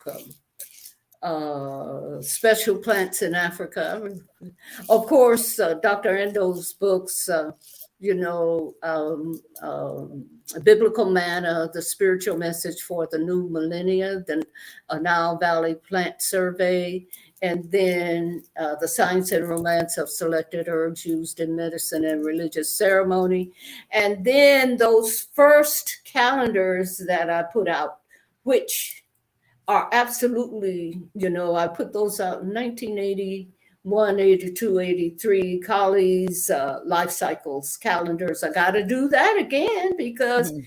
even though those are the circadian cycles, the biological cycles, and I gave you all the stuff. Somebody, I would love to see that because I was one of my friends is a herbalist and colon therapist, and we were talking yesterday, and he was talking about, for instance, he said, he said, how many people know that when they go to get their blood pressure checked first thing in the morning, according to the circadian cycles of that your body Mhm. goes through, he said you're going to you have a different reading in the morning versus midday and later in the afternoon. And Mhm. he said, and some of the times you'll get a false, you got high blood pressure, but it's just the time he The mentioned time of day. right. So if you put something out that literally doesn't give the times when different cycles are going, I know that there are times when you should, and maybe when you're digesting, when you should be asleep, so that your body can do healing, heal itself and so forth. And we don't have those things accessible. We don't Well, have that knowledge readily available. I did that back in let me see, 1981, I did a calendar, 1981, 1982, 1983, and I'm not sure if I did 1984. But I had to give that up in order to write the other books, you know. And I had a worldwide distributor for those. Well, But I think that's something that's very needed. Um, I have surgery coming up, and I was given a couple of dates, and so I was able to pull up that astrological. Um, there's certain times when you shouldn't have certain geomancy, things. Well, it's yeah. something. Apparently, there's certain times when certain things, when there's certain things, moon void, of course, this happening, that Uh-huh. you got to know Right, when and when not. Something in a mutable sign. So I had to check all of this against mine to be able to pick the date. For June 8th for the right. surgery. Because I'm The, like, how many people have gotten messed up because they just didn't know that the times weren't right the right astrologically. time, and the moon cycle is the most Yes, important. right. The moon cycle is the most important.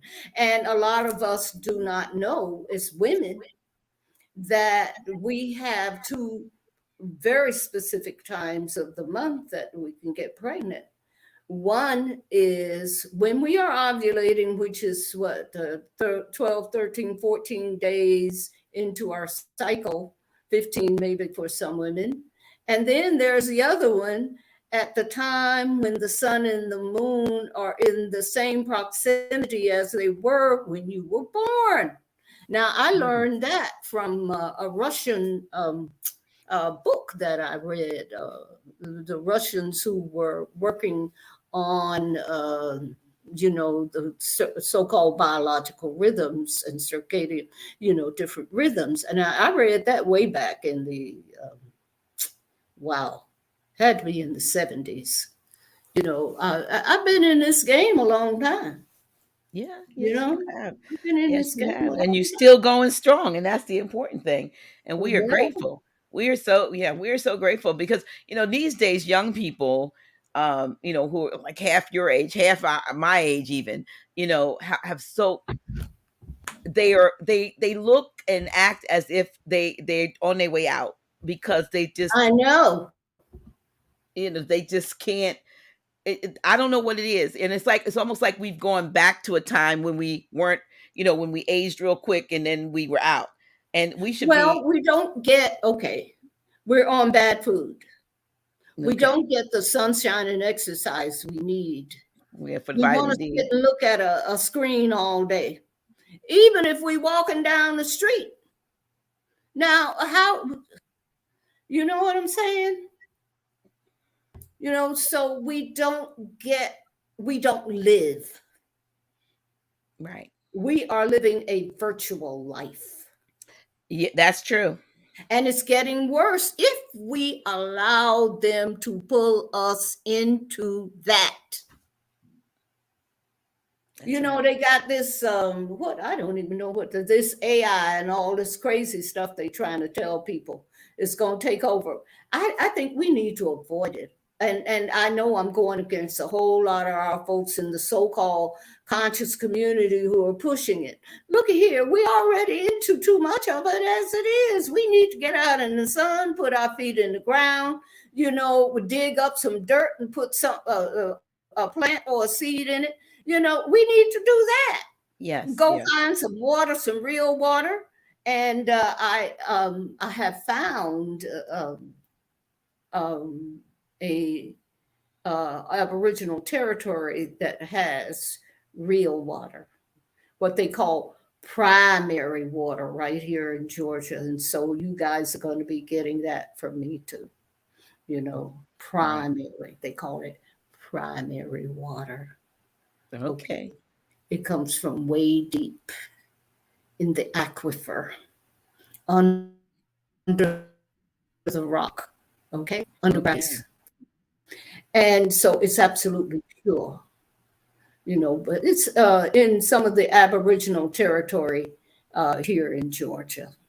And there are a Okay. lot of people that are looking I get calls all the time because I had Chief McRae on once who talked, about his live water, and ever since then, of course, and of course the Dr. Anka and Dr. Jazz, they actually are distributors of that same water. But people call, it's amazing how many people are, where can I find good water? And especially if they're coming from Michigan and some of those areas where we know for a fact, like Flint and areas that where the water has been contaminated. But there's so many more. Just recently in Pennsylvania, there was an alleged some kind of spill, and it was something that they put in paint or something that came down through Philadelphia. And of course, Right. those rivers also flow into the Delaware River and Yep. stuff here. So it's like, okay, what now they trying to get us?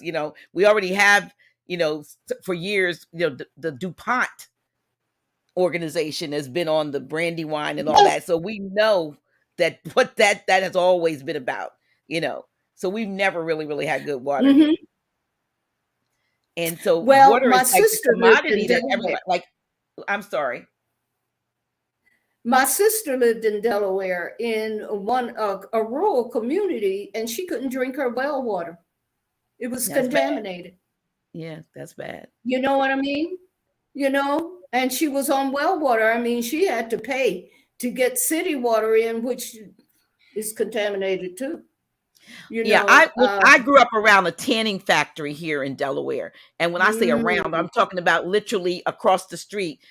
We lived, it was mostly all it was no, not mostly, it was all of us, and right in the middle of the city there was it was called the Allied Kid Company. So what they did is they did tanning of leather, and down the street would run water, creamy, murky, white water, because it would be the tanning acids and so forth. It was maybe two blocks in where I lived, and there was one near my school and so forth.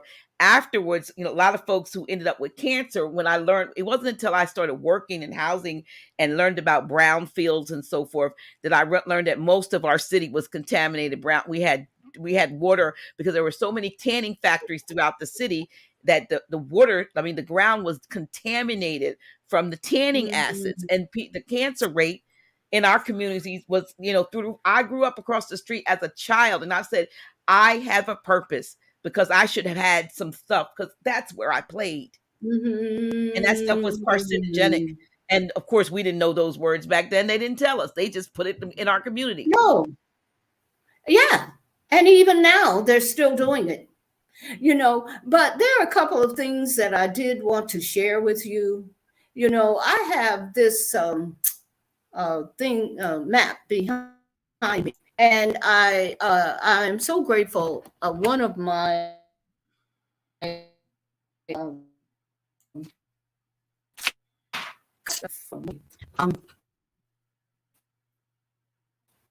me see it. I don't know. How do I move this so you can see it better? No, not that way. There. Yeah. Well, I don't know. I don't know. It's kind of far away. I mean, I see it, but it's at a distance. It's far away. Yes. Yeah, you can't see it too well, but it's a map of our Aboriginal, many of the tribes, and their original names and their original locations. You know that they have moved us off of our Aboriginal territories, but this is a map of the traditional names and locations. One of my and many, many names that you've never heard of. Okay. And one of my customers actually sent this to me. And does it have anything on it as to where you can get it from? Because I would love to have, I'm sure the viewers would love to get a hold of something. Okay. It's from the Council of Indian Nations, and 310 East Riverview Drive, Phoenix, Arizona,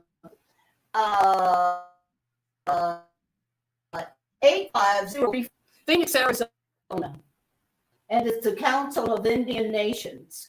Okay, so it's got so many of the names you've never heard of. Not all, but very, very many of them. Just like everybody, our people say, Cherokee Nation. There was no Cherokee. And you know, Chief Buddy would say it all the time. Wasn't no Cherokee. It was called the Anuuia. Oh, that's Anayanwia. Oh, well, Anuuia, whichever way you pronounce it. Yeah, You know, because Grand Sheik says that he's yeah, it's some folks who know it. Yeah, there is some folks, And yeah. so all of these original names, even up here, where there were so many of them, up in the Delaware area, those names are up in there, you know. And they even have. What's the map called? I can see American nations, but what's the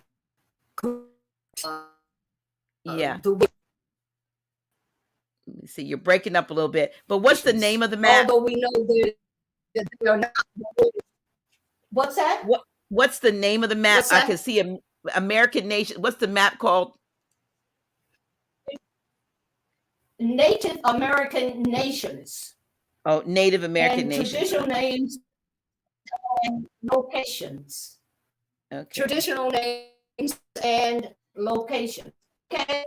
And this is my tribal totem here. Anishinaabe Ohari Nation. This is my totem right here. This is okay. I don't know whether it's because you're kind of far away or not, because you're really breaking up your voice. Just to let you know. What's that? I said you're breaking up, and I don't know whether it's because you can't hear me. You're breaking up. You know how I walked away. Yeah. Yeah. Oh, I'm sorry. Well, that's okay. This is a peace pipe that was given to us as well. One day I'm going to have to show you the pictures that we took in 2000. Let's see, when was that? It must have been about 1999. We attended a American Aboriginal Indian tribes gathering in Ottawa, Canada, and we were a part of that,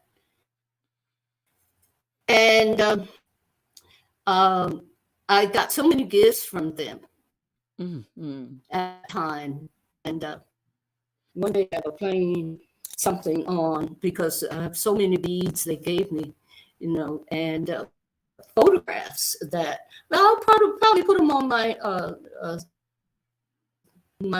those photographs that we took when we were part of that Indigenous Cultures of the Americas, the meeting that took place in Ottawa, Canada, back in, I think that must have been 1999. Oh, no, it had to be before that, because we were still living in, San Francisco. So it had to be before 1998 that we went there. Well, Mama Kali, we can't see you. We can only see your we can only see your arm now because you're out of the camera range. Right? Oh, okay. I didn't want to. Anyway, I wanted to also point out that these are on herbalfold.com. Oh, I'm sorry. That's it. herbalfold.com. Yeah, let me put that. These herbs are there. And how am I going to show you? Oh, yeah, I have to move it over because I wanted you to also see petunias. Can you see petunias? I have this one. That's from the Hopis, and this one is from the Hopi. What are they? Are they drums? Can you see it? I'm not sure. What is it? Are they like drums or something? Oh, well, they're sitting on drums. I just had to have the petunias on drums. Let me see. Let me see if I can put it in see a solo late. Here we go. Oh, no, can you go to full screen? Yeah. Okay. See, this is Kachina sitting on this drum. Okay, on a And this djembe. one is also, can I move it? And this is also a Kachina that we got from the Okay. Hopis when we visited the Hopis elders out there and the medicine man out there. So I just Uh-huh. wanted you to see that. Okay, Oh yeah. and then I didn't show you this either, which is uh, the totem for Aboriginal Confederation of Mound Building. Mound So builders. all of this will be on my website, Aboriginal Confederation of Mound Builders. Okay. Okay. Okay, Aboriginal Confederation of Mound Builders. So that's the totem for them as well. So, Absolutely. we've been working on this stuff a long time, Yeah. Yeah. and You're doing a collecting lot. things. You're Yeah, I doing don't a know how lot. to You're doing a stop. lot. That's well, you I don't know. don't stop until it's time to stop. Yeah. You don't stop. Right. And you don't Yeah, stop. great spirit. Great Yes. spirit is pushing me. hmm Well, You know, and you were responding. I look, I got on, I don't know, they can't see my whole shirt, but it says your vibe attracts your tribe. oh, right. Well, and we got to tribe up now. That's right. We got to do We do. that. We do. We do. And We do. what we have to do is go find out where our grandmama lived. Now, Yes. if you don't know where your grandmama lived, then your vibe will attract your tribe. Yeah, tribe. Yeah. And Yeah. you can become a part of the Aborigine Confederation of Mound Builders. Okay, because the mound builders were all over America. I got a beautiful map of the different mounds as well. You can get that from what's my brother's name down there at the in Louisiana? I think it's Umar Bay. He was the right hand of the Empress Vertice. Mm-hmm. Empress Vertice. He was the right hand of the Empress. Yeah. I was able to And visit a mound in the one of the large mounds in yeah, you showed me. I think I was in Arkansas. I went to hmm one and I have pictures at the mound in Arkansas. Yeah. Yeah. hmm Yeah. Well, we've got, honey, we're surrounded by mountains here in Georgia, you know. And I think I mentioned to you one time that, one of our brothers, Ben, Ben Henderson L, come to find out a whole bunch of that land up there by the Etowah Mountains is his ancestral land that he got the deed to, and them people done took it. Oh wow. So there's a whole lot of stuff. I probably shouldn't have said that. Well, it is. But, It is what it it's is. on the record that he's working to get it back. Yeah, we're going. Sister Cynthia L and I are going out to Arizona in September Uh-huh. to check out. We met a brother. I met a brother from the chat, and we talked afterwards. It actually has a large piece of land out there in that area, and has the land patents and everything on it. And we are going to go out because he's got like maybe he says it's partly desert, partly wooded, about 100 acres, and so we're going out to look at it while we're out there going to Sedona. We're probably like 45 minutes from where his land is. And I said, well, what do you want to do with it? You want to sell? You're going to do? He's like, no, I want to give it to the Moors, to my people. I want our people to be on this land. So we're going to check it out while we're, in Sedona. We're going to go and I think visit I him. know the brother you're talking about. Was he here in the Atlanta area before he went out to Arizona? I don't know, and I'm not going. I won't say his name out here, but I don't know No, if he no, was. But don't I'll say his find name, out. but Yeah, I know him. I think yeah. I know him.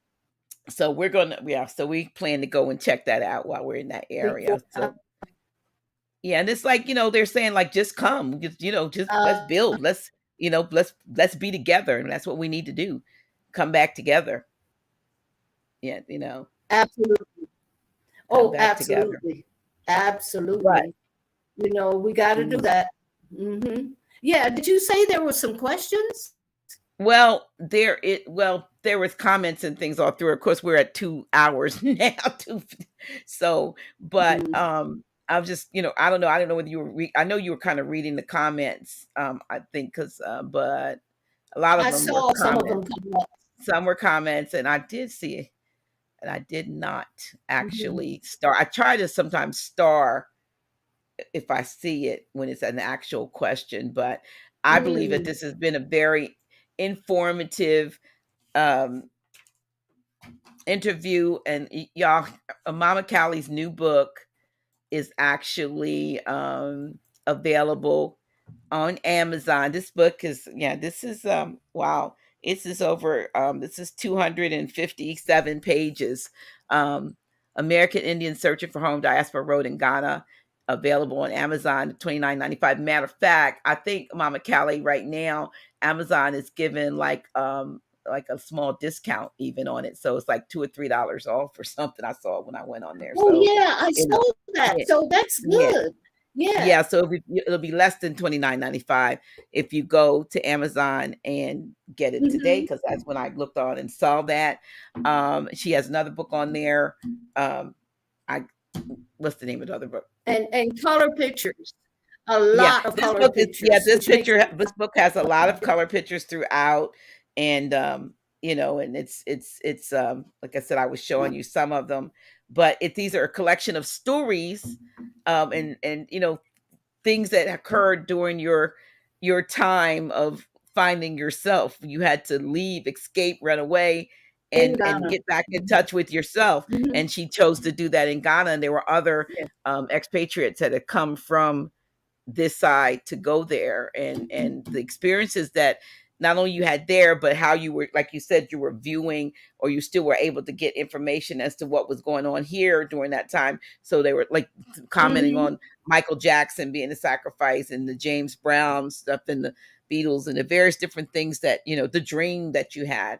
It just is, Hmm. it's a lot of, and then thoughts, that you things that you see as how things were then. And it's interesting, when you wrote this back then, or some of these, diary notes and different things, how today you can see how a lot of things have come to pass, or a lot of things are actually, Oh, developing, that you kind of oh, think you absolutely. saw. I can't wait to metropolis. Yeah. Right. Uh-huh. So thank you for that. And what was it I wanted to say? It's probably getting late and my head is going crazy, but that's okay because that happens too. People who do a lot of things, it comes to a point where their mind gets, I especially know. late at night, and you're almost 80 years old. Yeah, yeah, I you don't even know, think we should say, when you say something like that, when you're like you, and as active as you are and so forth, maybe you just, you're 80 years young, you're almost 80 years young. I'm almost 70 yeah, years that's young. true. That's what I'm going. I'm not going to be old. Hmm.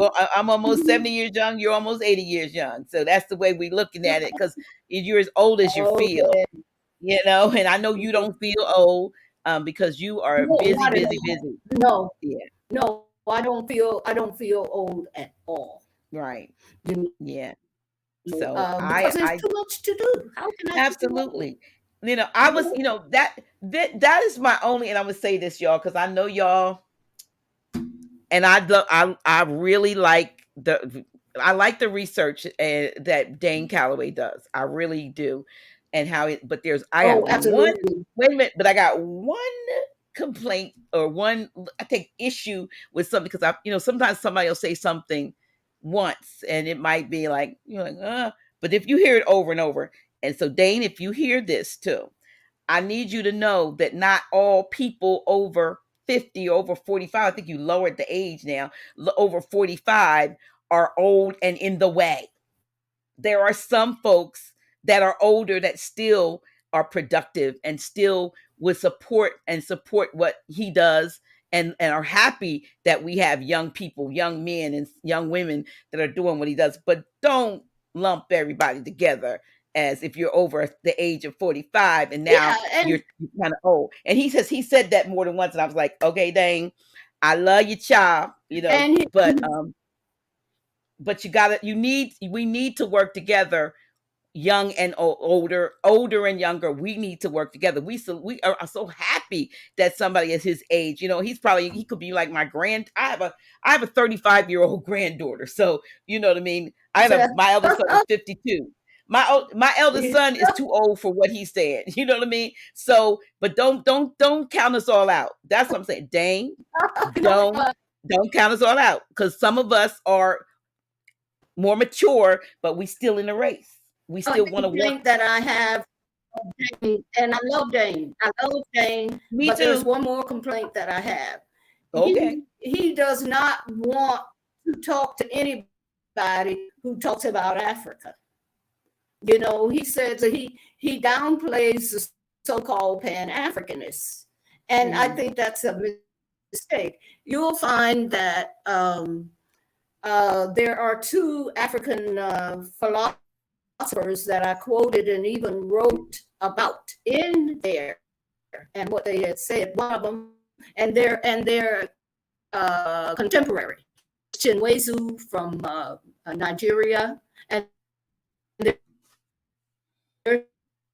a picture of him in there. In the book.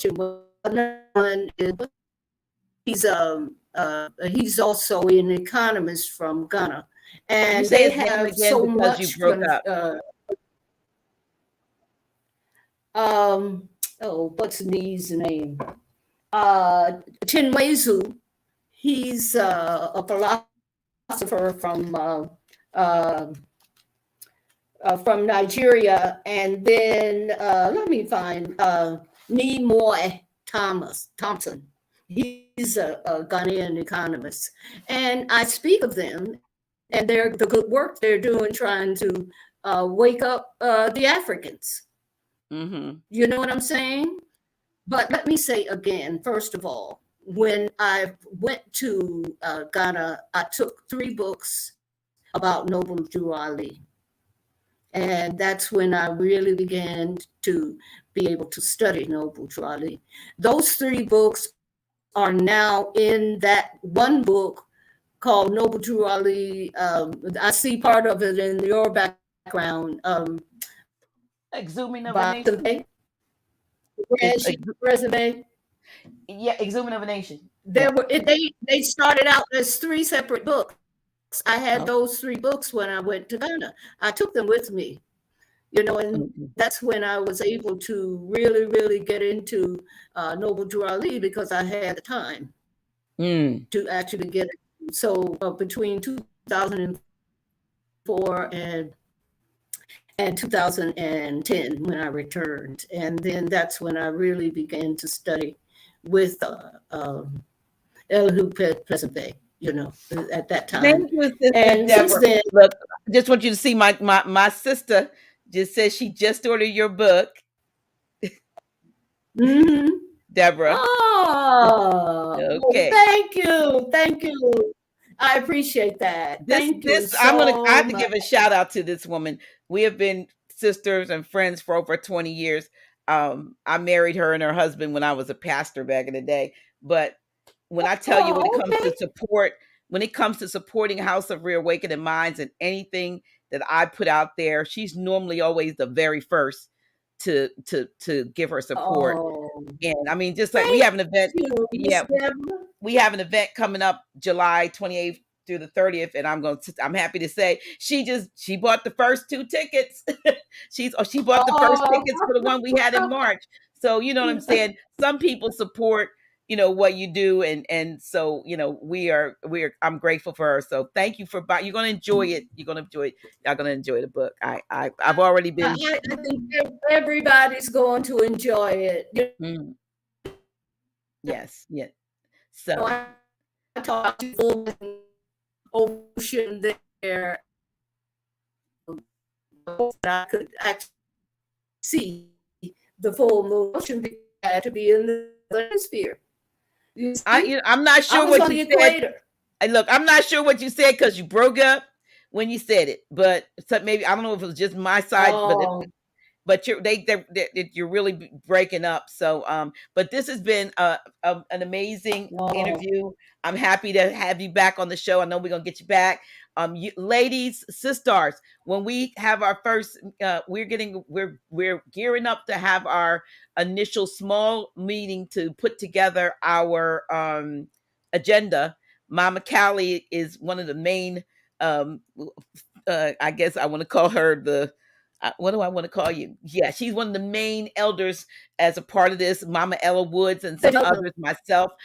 We're trying to put the agenda together. So we're going to be putting the agenda together so that when the almost 400 of us come together, we will have some order as to what we're talking about. And finally, the war will actually be underway, which it is. The women are ready. Brothers, we appreciate you, but this war means the women are ready. So please don't text war to that number Mhm. if you are not a sister. So but if you are a sister, we need your name. Don't just text the word war, but please make sure it's your name and your email address and the word war. Text war, your name, email address to Oh, 345 absolutely.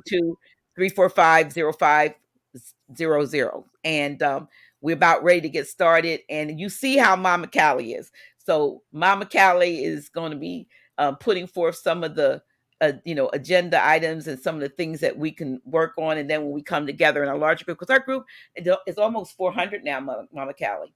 It's almost 400 that have signed Wow. up. So we got Yeah, to break this. well, we put an agenda so that we will know what we're doing. You have to have war strategy, Right, the right, art right. of war. If you don't do it that Absolutely. way, you ain't gonna get nowhere.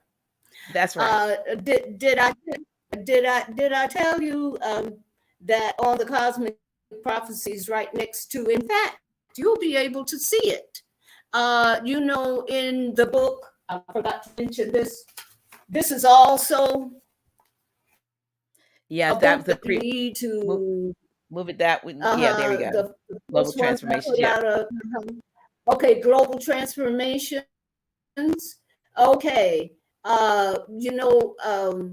in this book, there is a picture that came from the cosmic prophecies, and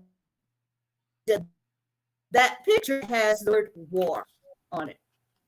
I The didn't know women are ready. that. So that was on. Okay. Yeah. You see, Let me see. Where's the war? Which one is it? The lower okay, one or over the star. over the star? Well, it's not real clear on there. Let me see. Right above the star there, it says ego and cash, and the picture of the little Negro. Mm-hmm. Right above that, it says war, WAR. You probably can't see it. It's in Yeah, red I have to pull my letters. book out and look at it. I have to pull my book out and look at it. But You will see. And yeah, it also says more. wow, Mm-hmm. wow. Yeah. And so, I mean, like I told you earlier today, this Cosmic Prophecies keeps talking. Who's Yeah, yeah, coming up all the time? It's right. been on the wall, it's been in the pictures, but I didn't know what it was Mm-hmm. until it became clear day. Right. Like I told you that, what's it, The arch KT, the degree, red and blue pills the arch degree, KT, the art. arch Yeah. degree. He said something the other a couple of weeks or 3 weeks ago. I said, wait a minute, that's on the wall. And I went and looked at the pictures and lo and behold. So now I know what that means. Okay. So you see, And those things were no taken in the 90s, prophecy. right? The 90s. 1990s, from 1996 to 1988. Mm-hmm. The picture. Yeah. So that's a whole nother thing that And we I have to do. told We them talked a to little hit bit the about it bed. when you were first here, but we'll have to do a That show. was, that And was on the wall. Well, as I said, you told me the importance of some of that stuff. We'll probably do an unfiltered, so that you can talk about it freely, and without having to worry about what Right. any repercussions for that. But Right. again, yeah, I am Right. so glad that we were able to do this. I want to get off the phone and check on my son who's in the hospital, which, as I told you all at the beginning, I had got the call Yes, just before the please. show started that my youngest son has been hospitalized, and I did speak to him. That's why I went forward with the show, but he's being kept, and I got to check on him. You know what I mean? So I'm very grateful that we were able to do the show, and that you I'm all going to have be been, fine. yeah, that you all have been very So am I. attentive rather. I do want to put up a couple of things as a reminder, Mama. Before you go, I'm just going to talk about. Oh, this is coming up. We are back doing our fourth Friday in person civics classes at Mhm. House of Reawakening Minds. We did one on the fourth Friday in whatever month was last month, April. I'm sorry. It was a rainy day, but we are grateful for those who came as far as Chicago, and I believe Connecticut or Rhode Island, and New York and places. Thank you all for coming. But hopefully we're gonna have good weather on Friday, Mhm. May 26th. Grand Sheik and I get up and I do say a little bit of something, but it's mainly Grand Sheik. We want to see you in person. We have not yet got to the point where we're going to record those. We'll see if we can record this one, but you have to be there for this one every fourth Friday. So that is going to be May 26th. And from 7 to 7:30, and we certainly hope that you are able to come. Also, we're there, but we want you to know that if you look on the website, Soulful Summer Gathering and Strategic Planning Retreat, because we're going to have a strategic planning session in this, and I think I've left somebody off here that's going to be one of our speakers. But the tickets, the link, and everything is up. We have a discount on the cost of the tickets, if you get your up until June 30th, but the sooner the better, is better, because we are actually going to do actually a cutoff, because we can't have everybody. So this is the flyer, but it is on the website. There are live links that you can click on and purchase one ticket for 75, two tickets for 120, but only until June 30th. And we're going to have a great time, and we're also going to plan. We also have one of my spiritual daughters coming all the way from Nashville, Tennessee, to entertain. She's a singer, and some other stuff going on. So we are looking forward to you coming.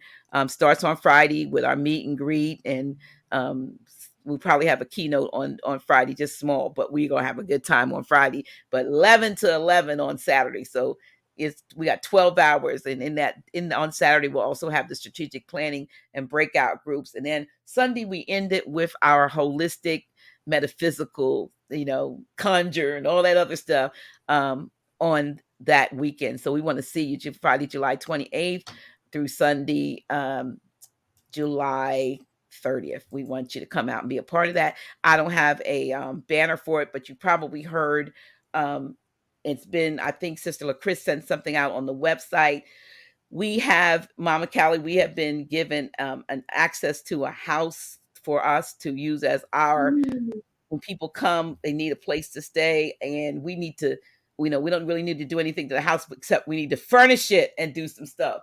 So we have been, Mm.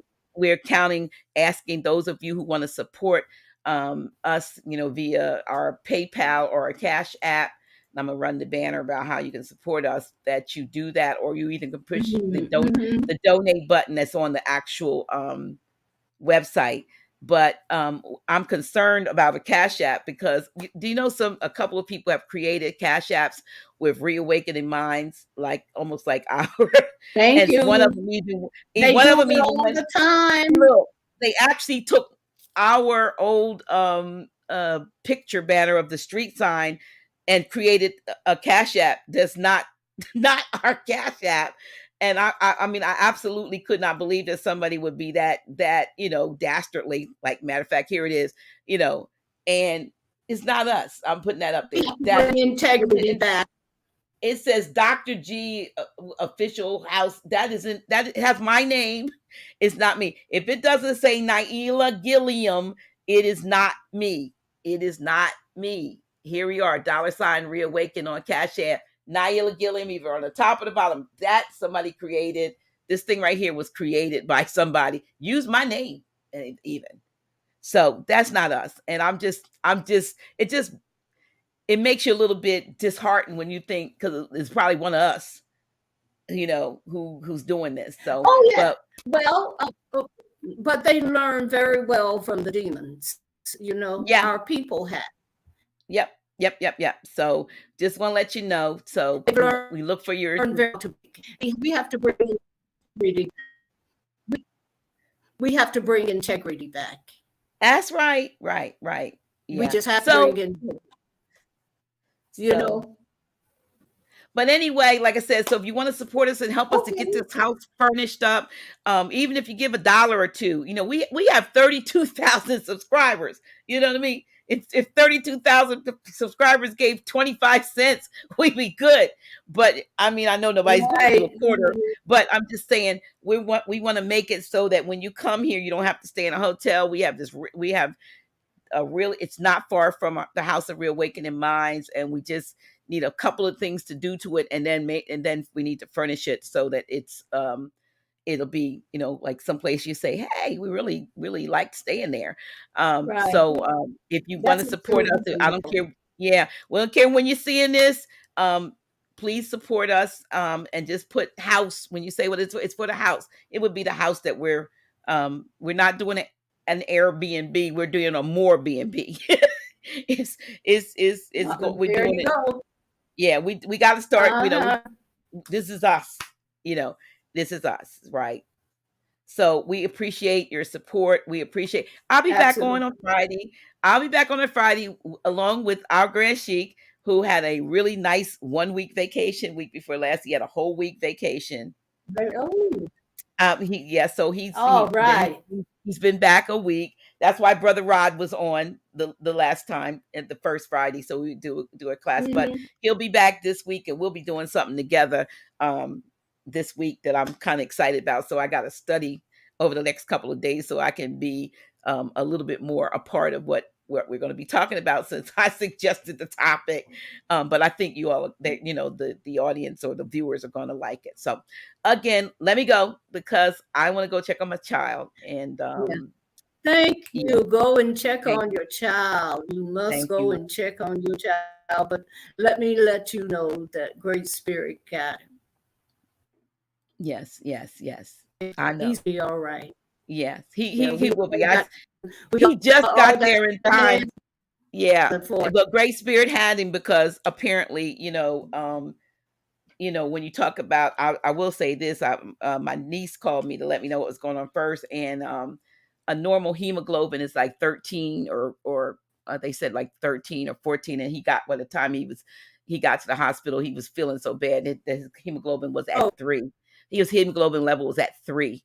And they said, at like about 2, you're like gone. So I want to say that, hey, he's Great Spirits got him, because I did get to talk to him. And I told him I'd call him after the show. So thank y'all all send some positive energies to my baby boy Henry, my knucklehead, but he's my child. Baby boy's gonna be all right. Yeah, baby boy, so listen, right. I'm going to keep on reading this book, and y'all go on Amazon and get yours. Come on, let it be. Let put her up at the highest rating for the week. Let the ratings be that this book be at the top.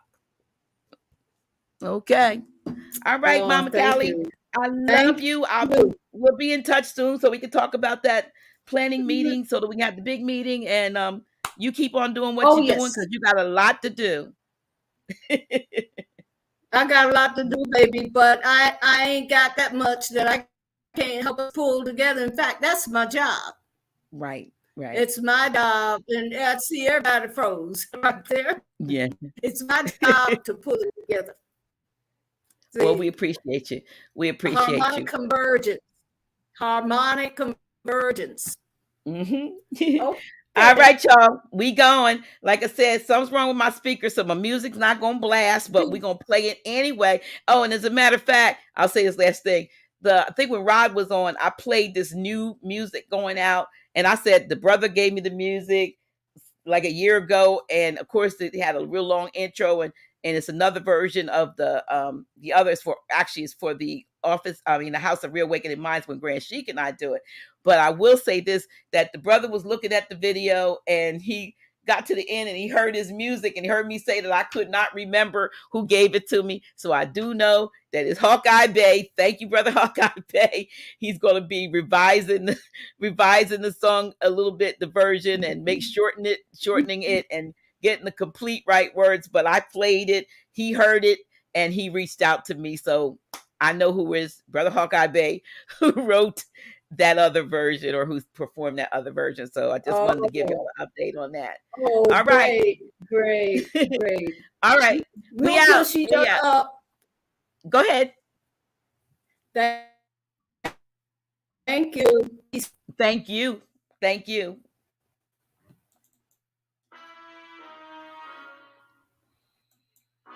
Love you. Love you more.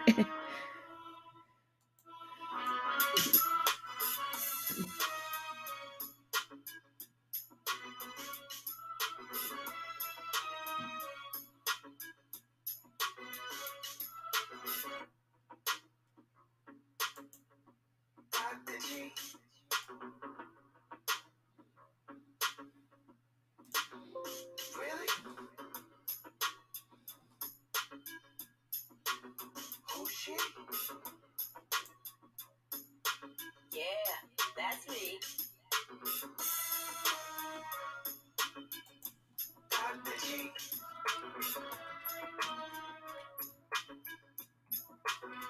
Really? Oh shit. Yeah, that's me. Dr. G.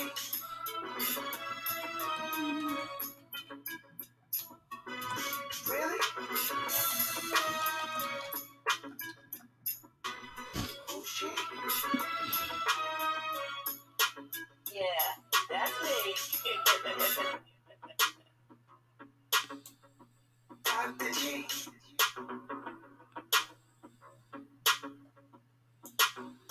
Really? Oh shit. Yeah, that's me. Dr. G.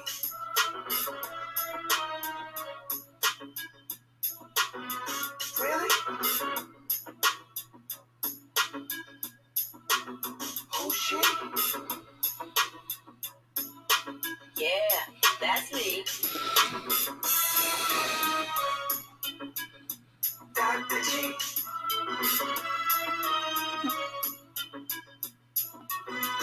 Really? Oh shit.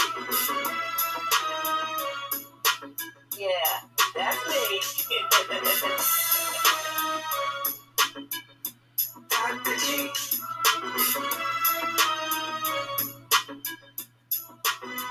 Really? Oh shit. Yeah.